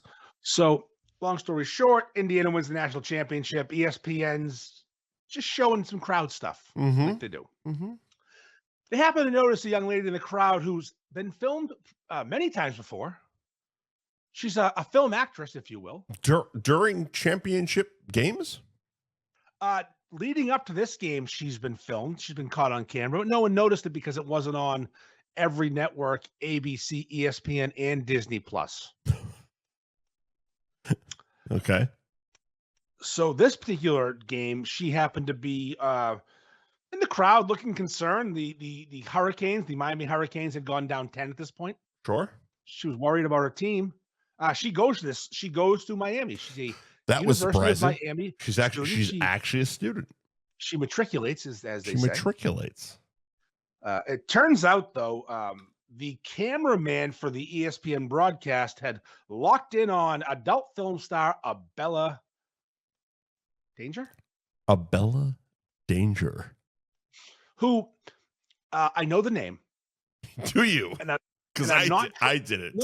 I know the name, but I'm not trying to kink shame here. She's not on my radar for things I watch. Does she do weird shit? No, she just does regular porn. Okay, all right. She's not like my fucking. She's just not in your algorithm. She's not a big titted midget. Well, big titted midget or big titted brunette are the two categories I look at most. There you go. And she's got a big ass, and she's in this again. Nothing wrong with what you can't tell from this vantage point.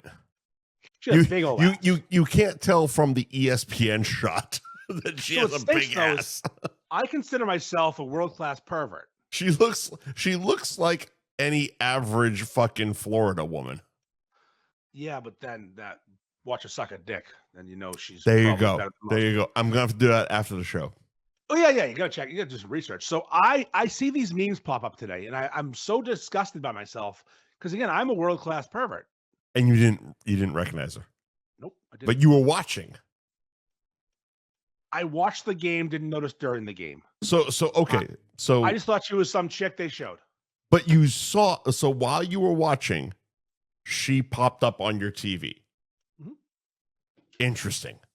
And at no point you were like, nope. No chuckle, no nothing, no. No, just a fucking hot chick from Florida. Sure, great. Exactly. Because again, it's in Miami.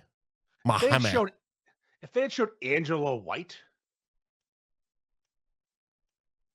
we're noticing that Australian perfection. Andy's getting real quiet at that point. My wife, look it. You're doing the other Leo meme. Yes. So, but all right, here's the thing. The cameraman panned to an adult film star. If you knew, you knew. If you didn't, it didn't matter. Correct? I had no idea who she was until you told me who she was, and I still had to see like multiple posts just to figure this out. Well, that's my point. So if you knew who she was, you knew who she was. Right. Life goes on. Life doesn't offend because you happen to appreciate her skills in the bedroom. If you jerked off to her, you probably didn't say shit during the game. Or you did, and it's funny, and your wife's like, why do you know her? And it's a whole different DoorDash conversation. There you go. There you go. So, people at ESPN are upset at the cameraman. Really? for showing this fully clothed woman who does adult films. They didn't tag her. They didn't put her fucking name up. They didn't give you a link to watch her suck a dick. Also, I'm pretty sure that we have the screenshot of the actual shot, and it's not even about fully clothed. It's literally neck up. It's her face. It's her face. He got fired, the cameraman. Like you said, fired. she has a great ass. I couldn't tell you. So she's been fired. Done. He's been fired. He's been fired. He's been fired. The cameraman. Okay. ESPN is mad for doing his job. A bunch of moms, a bunch of fucking bleeding heart, annoying cunts are upset that their children were subjected to the face of a porn star on a TV. That they knew. Wouldn't know. That their kids didn't know. That they knew. Who knew? Who knows who knew what? Who knew? Like, I'll give you an example, Mike. One time we were at an event. You weren't there, so I was at an event. Tashi was actually there. Tashi was in the comments on Facebook. We were at an event at a brewery in Amesbury. It's the day I met Jumptown. First time. He rapped. It was hilarious. Okay. I remember. I'm trying to think if that was the night that my movie was playing at that brewery. It was not. Okay. Different thing. Because I didn't see it. Same brewery. Yes, it was same brewery. What's it called? Beowulf. Yes, thank you. I'm selling T-shirts. Mm-hmm. I had the Pornhub logo North Shore Beef shirt, which is just the orange and the white, and it's just we all know it. We all know the Pornhub logo. There we go. And there you go. Some little kid walked by, looked at the shirt, and thought it was funny because that little kid's a pervert. I didn't make him see porn. I happened to have a logo he recognized. His mom got mad at me because I was showing that to a child. Well, guess what, sir? What are you doing there? Yeah. So, like, let's see. Let's just don't show any of the pictures in that thing, please. Let's just crack a moment. So here's the thing. If you're mad because ESPN showed a picture of an adult movie star who isn't doing adult things because your kids might see it, you're a fucking idiot. If you're ESPN getting mad at the camera, you're a fucking idiot. And then a Bella Danger is mad she was shown. Don't be hot. Well, stay the fuck home. All right. She has no recourse for this. First of all, you showed up at a fucking football game. Anyone that shows up to any fucking sporting event that is broadcast on television has the assumption that you might be on fucking television. So she has nothing. No one has recourse. They're all assholes. Of course they are. But she has the least of this. Yes. Because she was there. Listen, all this is going to do is make me watch your porn and probably fucking crack stick to it. Congrats, you're getting 5 cents. I'll Google you. At best. No, she's on all the sites. You can watch her do everything. No money involved. You don't got to pay for her. She's freebie. Like I said, I'll Google her at best. No, you're gonna watch it. She's got a great ass. You'll love her. All right, fine. You like them big thick asses. Big thick ass. All right. Speaking of getting canceled. Mm-hmm. Moving on. Yeah. Yeah. So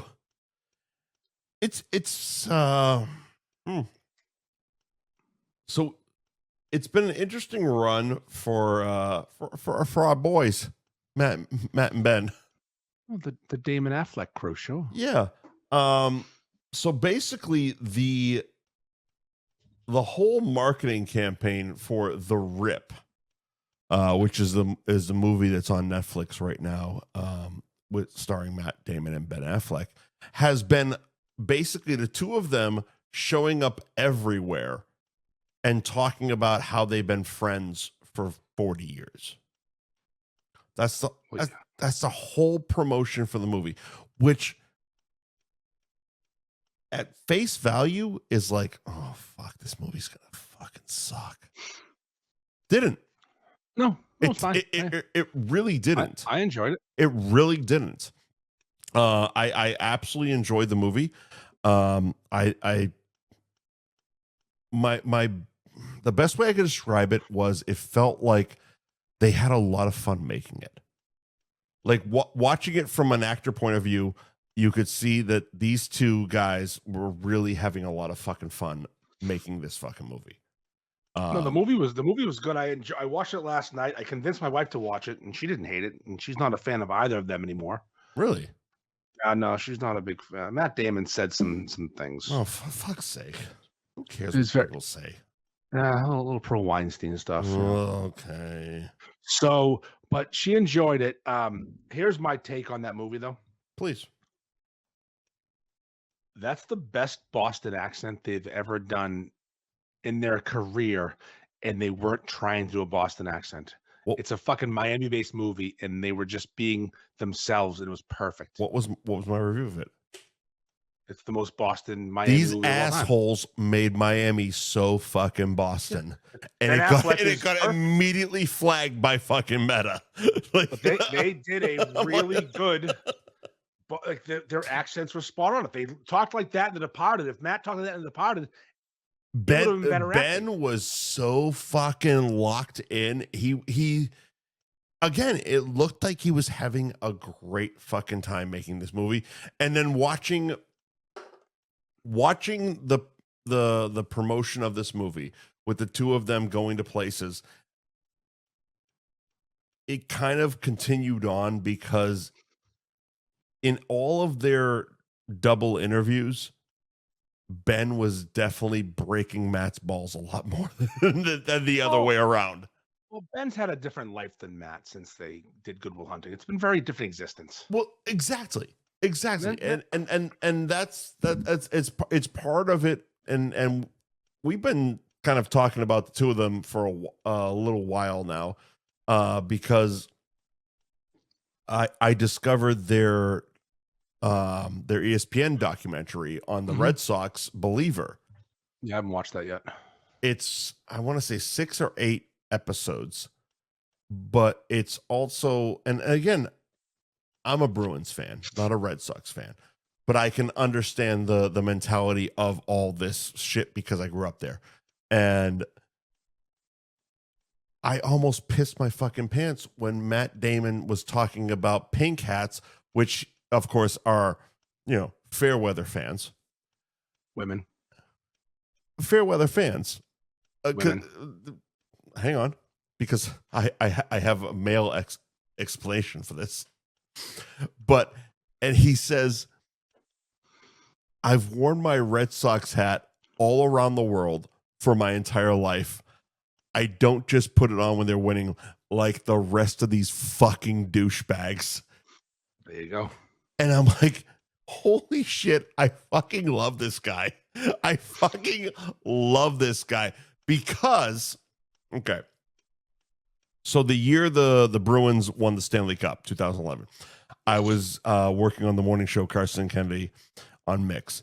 And when they went into the playoffs, now, Kennedy had been a season ticket holder of the Bruins since you got to Boston.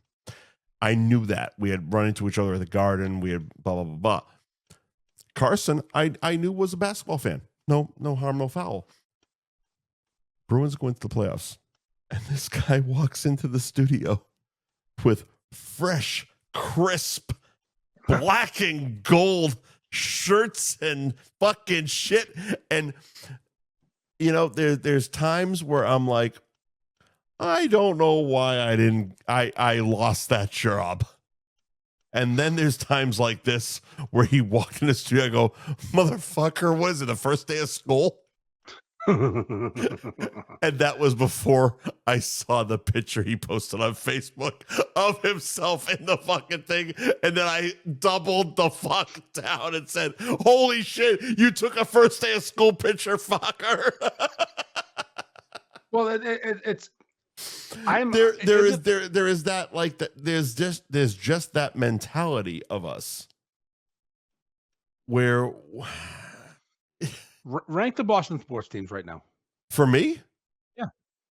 Your favorite to your least favorite? Bruins, Patriots, and then Celtics and Red Sox are equal. Okay. Yep. I go Patriots, Red Sox, Celtics, Bruins. Yep. Because I just didn't grow up watching hockey, so I grew up playing and watching hockey. all right. So the reason this topic exists, though, is Matt Damon asked the question. Yeah, the cancellation thing. So we're gonna ask this question, and the question is basically, would you rather? He said 18 months. I'm not famous enough to do 18 months. No, but I understand what you're saying. So basically, the question is, would you rather spend some time in jail Mm-hmm. or be canceled and never be able to be a public figure again? Right. Pretty much, right? Right. Like Louis C.K., Kevin Spacey, Weinstein. I guess it depends on why I was canceled, Sure. what I did, how famous I was. Right. Because if someone wants to come at me and say I say retard sometimes, we say it all the time here.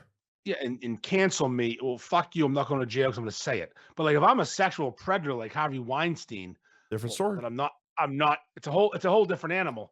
But Matt basically said, he said he stopped saying the F word for homosexuals in 2021 to avoid cancellation. I stopped saying it out loud since then too. I keep it to myself. You said it last week on the show, unbleeped. Yeah, but that was a different one. Because I was. We bleep it every fucking week.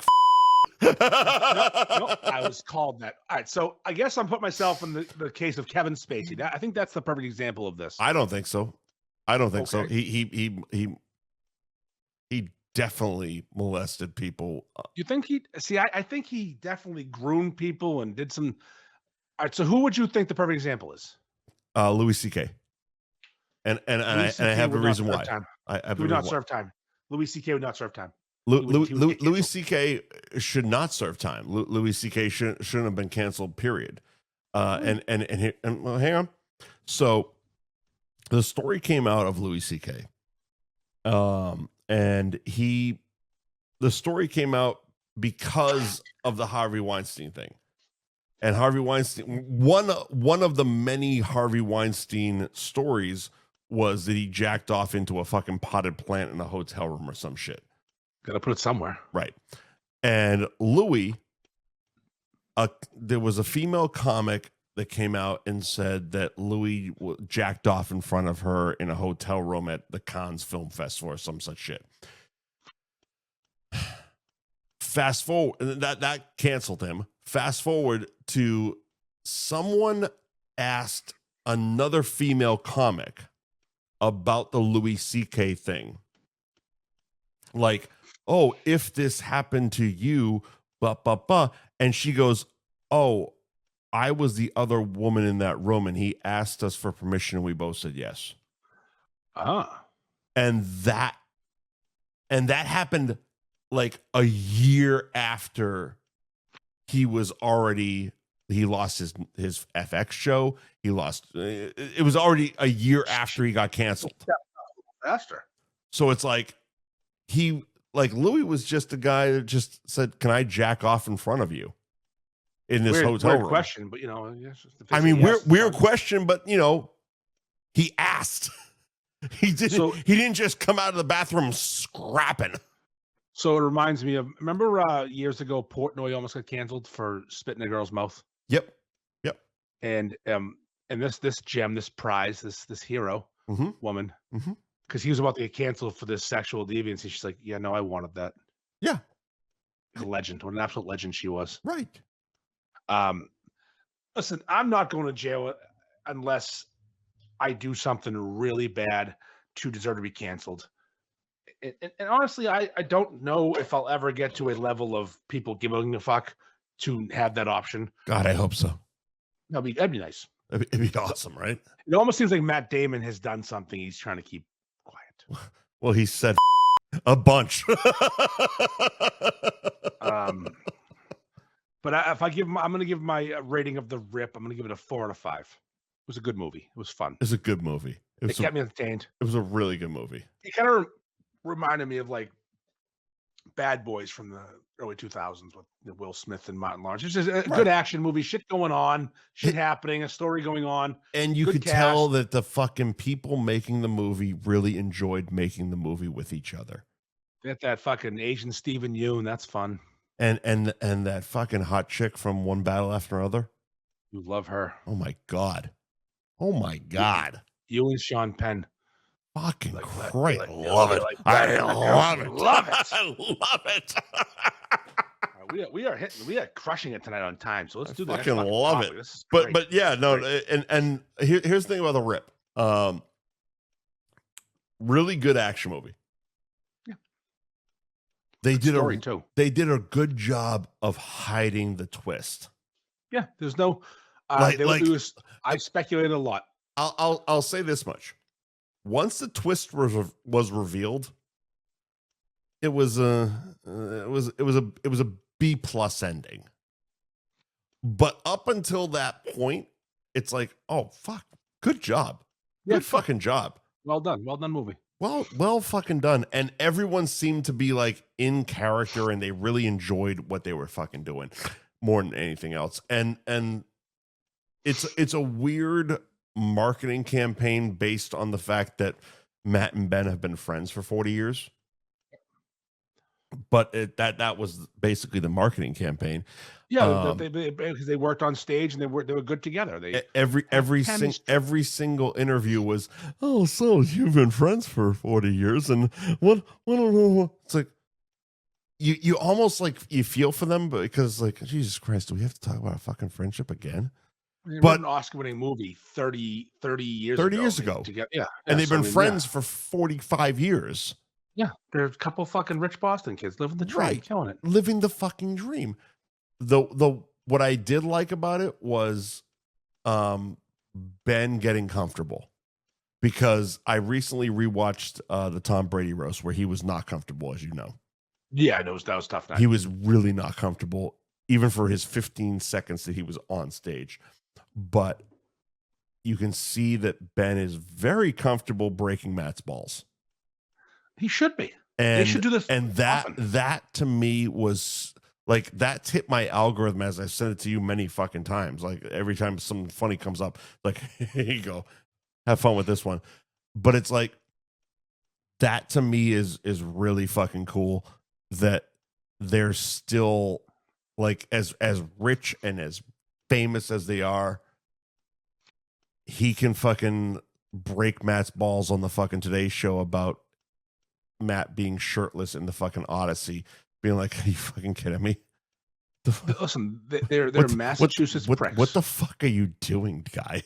The director asked you to take your shirt off. Okay, cool. You didn't do all those fucking sit-ups just to fucking be on fucking TMZ. Calm down. Well, they're us. That's just it. They are, as I would put it, they are the best of us. We're gonna do that tournament soon. We're gonna do that bracket. They really are. Like for me, Matt and Ben are the best of us, because they met as kids, continued that trajectory of being, into the same shit, the creative, the filmmaking, the blah blah blah blah blah, and then they made it. They fucking made it. And and Ben's married J-Lo 4 fucking times. At least 4 or 5. He's at least had to bang her twice. So good for you, pal. And Jennifer Garner. Jesus Christ. Not a bad run. Ben's Ben's worked that dick. He might have the best pussy run in movie history. It's a fantastic, for Boston guys, that's a fantastic pussy run. It's a great pussy run. I mean, yeah, we could look at best pussy runs ever for another show. That's a fantastic one. Like best Boston guy pussy run. I think just worldwide, Ben has done better than most. Brad Pitt might have a stake in that one, but you know. Yeah, but he grew up in California, so you can always. I know.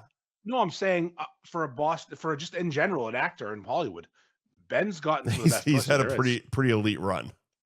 Again, J-Lo at least 3 times. All right, so listen. All right, we got that done. All right, let's OGG. One gotta go. Mm-hmm. This is a 4-person race. Yep. 4 actors: Seth Rogen, Will Ferrell, Jim Carrey, and Sandler. Adam Sandler. Tough. You lose every one of them in all of their movies. Mm-hmm. Allow me to go first. Please. Easiest first, not going, staying forever is Adam Sandler. Sorry, can't lose Adam Sandler movies. I get through the 90s with Adam Sandler.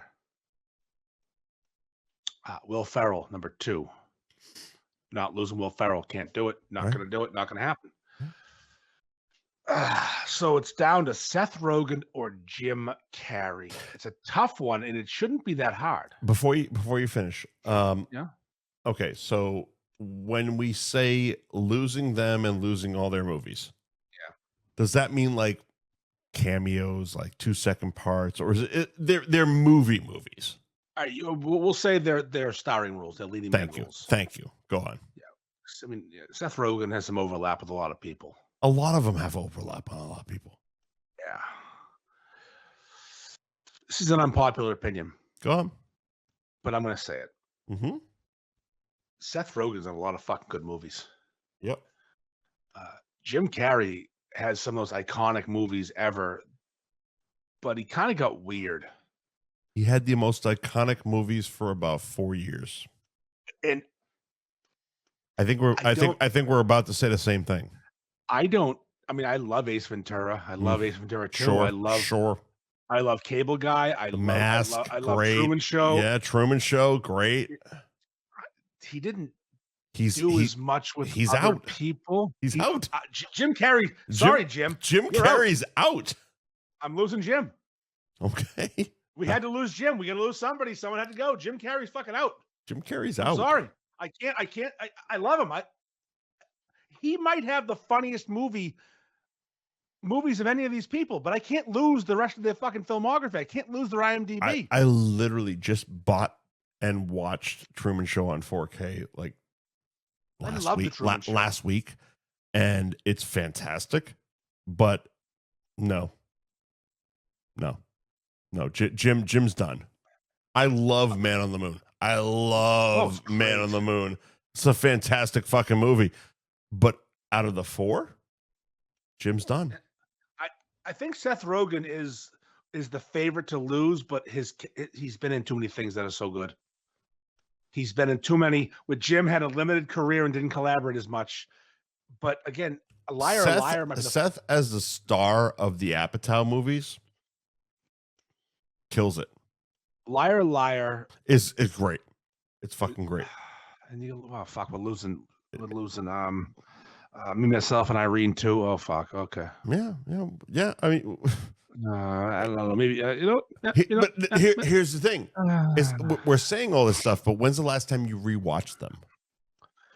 Ace Ventura, I watch. Okay, more often than I want to admit. I've rewatched. This is the end, or that is the end, or the you know what I mean? Yeah. That movie, I've seen that more in the last fucking 5 years than I've seen any Jim Carrey movie. I'm changing. Changing. Pineapple Express. I'm changing. Really? Sorry. Fuck Seth Rogen's out. You're dumping Seth Rogen. Seth Rogen fucking dead. All right. To me. Never again. Nope. I can't think of a movie that he's done that I would pick over Ace Ventura. Oh, I can, but that's why we put these posts up on social media. I'm trying to think of my favorite Seth Rogen movie that he, again, 40-Year-Old Virgin, incredible. Knocked Up, incredible. Mm-hmm. I can't. But would 40-Year-Old Virgin be a Seth Rogen movie? Yes, he's in it enough. Okay, all right, fair fuck. He's iconic in that movie too. He's in the waxing scene. Your gay scene, the porn scenes. He's in all the scenes. Just saying. Yeah, that's the Seth Rogen fucking movie. Okay. What's the Seth Rogen movie? Name is. I guess what am I losing? I'm going to lose Superbad. That stinks. Don't like that one bit. You don't like it? No, I don't like losing that. I love that movie. Okay, well, Jesus Christ! I watched that on every flight. By the way. Yeah, Seth Rogen's out. Wow. Lock it Okay. in. Okay. All right. Well, Okay, that's it. Lock it in. Lock it in. post it up. That's the difference. Yep. Like I couldn't. As I'm thinking, I'm like, I can't even name 5 Seth Rogen movies that he's a star in. I can name so many Jim Carrey movies, Of course you can. and I'm going to lose some stuff. And I'm going to lose some stuff, but I'm not going to lose everything. Ace Ventura and Ace Ventura 2, when he fucking knocks the Monopoly guy out. Come on, climbs out of the hippo. What are we talking about here? And Always Sunny stole that. Remember? Yes, with the couch. This episode, the couch. With the couch. Yeah. Blatant. It was a homage, which I'm not calling them thieves. It was just a beautiful homage. It's a beautiful Let's have- homage. Let's have Frank climb out of the couch. With Just fucking a naked Danny DeVito. Let's go. Just like Jim Carrey. All right. All right. Fuck, marry, kill. Oh, fuck, marry, kill. Can you do something? This came out of left field from you, and it's actually a more moral suggestion. But it's a double. Yeah, so you got to set it up while I take a very 30-second piss. Oh, okay. Set it up. I'll set it up. All right. So we got for Fuck, Marry, Kill, it's a Baywatch edition. We have Nicole Eggert, Pamela Anderson, and Yasmin Bleeth. But we not only have them when they were on Baywatch, but present day, which is wildly fucking different. So we're gonna have to figure that one out. While we wait for Andy to swing on back, we're gonna thank our sponsors: Gary Girolamo Group, Cross Country Mortgage, Ben Franklin Print Company, Twist of Fate Brewing, Jamie's Roast Beef, Anthony's Roast Beef and Pizza in Reading, Brothers Roast Beef Pizza Salad Seafoods in Peabody, Summit's Place in Middleton, Fibber McGee's, and of course Golf Lounge 18. I did set it up, by the way. Okay. I assumed. Yeah. So it's a double fuck, marry, kill. It's not only Nicole Eggert, Pamela Anderson, Yasmin Bleeth when they were on Baywatch, but present day disasters. It's just Mo sent this picture to a group chat we were in today, basically saying So how Hasselhoff ruined all of them. And he's still like, I would still say David Hasselhoff is a fucking handsome man. Out of the 4, you fucking Hasselhoff. You're fucking Hasselhoff. He's the most attractive of the 4. So let's start off young, because I think young is a little more fun.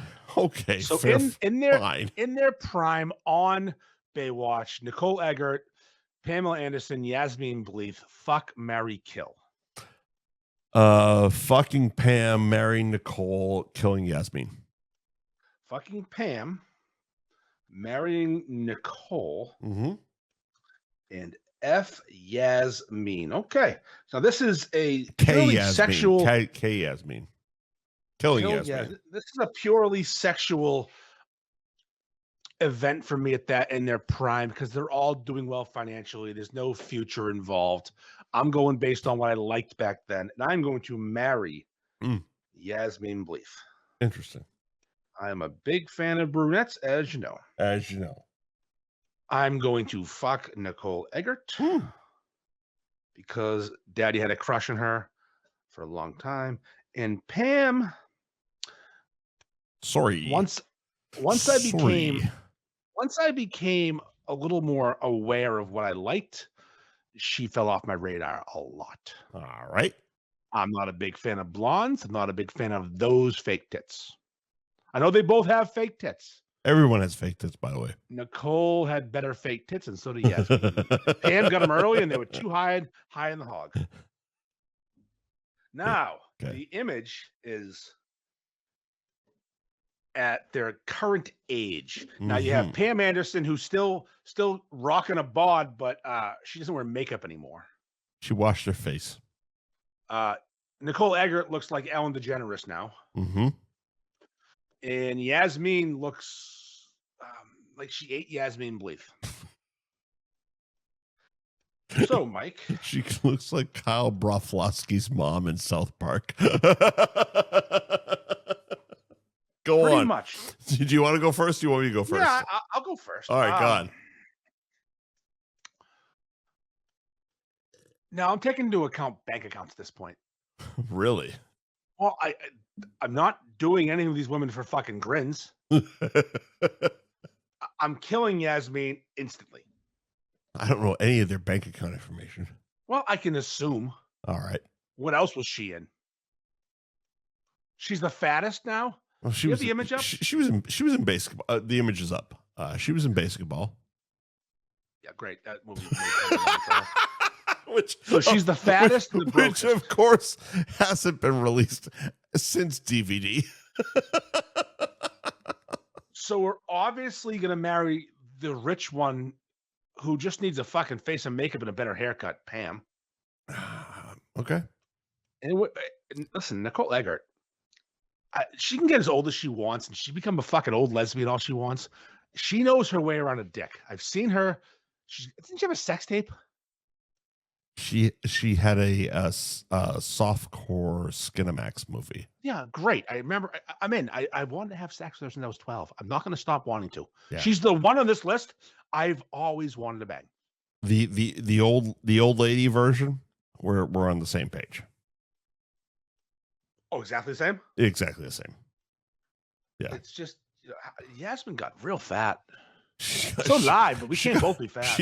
She got real rough. She got Kirstie Alley fat. I mean, meth is a fucking hell of a drug. But also, like, can we talk about the fact that fucking Pam looks like Tom Petty? I mean, it's going to be rough. You know what the worst part? It's on her face. It's her bangs. It's the fucking bangs. Those short fucking weird bangs. Come on, Pam. Grow up. And the fact that, like, you know, because we have her up here, we're going to talk about her for a second. But the fact that, like, all of a sudden she washed her face and people are pretending she's an actress. Well, you know, she did Naked Gun fucking 3 1/3. Settle the fuck down, okay? She washed her face. She's still the dumb whore from the fucking Toronto Argonauts game that got fucking put on the big screen. Okay. Just like a Bella Danger, no difference. Seriously. Big tits don't make you a fucking brain surgeon, let alone an actress. And Nicole Eggert. But you know, Nicole was silly. And Nicole, oh God bless her. She got fucked up. Listen, if she wants to be in charge, I'll be Andy, and I'll be not in charge. It's fine. I mean, she had to run through fucking Scott Baio and both Corys and every other asshole in the 80s. I mean, Jesus Christ, they all put a fucking load in her. She has great teeth, at least in this. She still has great teeth. Those are veneers, but whatever. I'm in. She looks like my ex way too fucking much. Well, you know, that's why you want to fuck her. She at best. I'll take Tom Petty. All right. That's it, though. I think you did it. I think that's the last one. Yeah, that's it. That's it. I mean, I think we did. Well, before 10 o'clock. I'm not getting yelled at tonight. Holy sheep shit! All right. Well, thank you to our sponsors once again: the Gary Girolamo Group, Cross Country Mortgage, Ben Franklin Print Company in Middleton, Twist of A Brewing in Danvers and Suffolk Downs and Revere, Jamie's Roast Beef in Peabody, Anthony's Roast Beef and Pizza in Reading, Brothers Roast Beef, Seafood, Salads and Pizza, Peabody, Summit's Place in Middleton, Golf Lounge 18 at the North Shore Mall in Peabody, where you can what was it? Give me the dates. Help me out. Sunday, February 15th, the North Shore Indoor Games. I have way too many fucking photos to put the graphic up.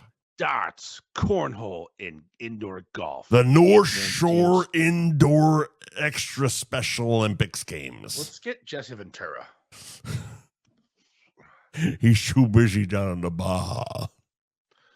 Minnesota. Oh, he's gonna run for fucking president because I was the governor of Minnesota. And of course, Fibber McGee's, which is having St. Patty's Day. Let me see if I can pull up the time again, because that's what we like to do. Always putting those extra fucking efforts into this goddamn promo. Always. 55 days, 1 hour, 59 minutes, 12, 11, 10, 9. St. Patrick's Day coming up at If you're nasty. At Fibber McGee's. Fibber McGee's. Fibber McGee's. Fibber McGee's? No, try it again. Fibber McGee's. Fibber McGee's? Fibber? Fibber? You can't say it even if you try. Fibber McGee's. Fibber McGee's. Almost. Fibber. One more. Fibber. The whole thing. Fibber McGee's. Cool. Fibber McGee. Fibber McGee's. All right, I guess I'm done, and go fuck yourself and have a nice night. What was that? Oh, hang on a second. I gotta turn all this shit off. Yeah. I mean, put all this shit up here. Gotta put all this shit up here.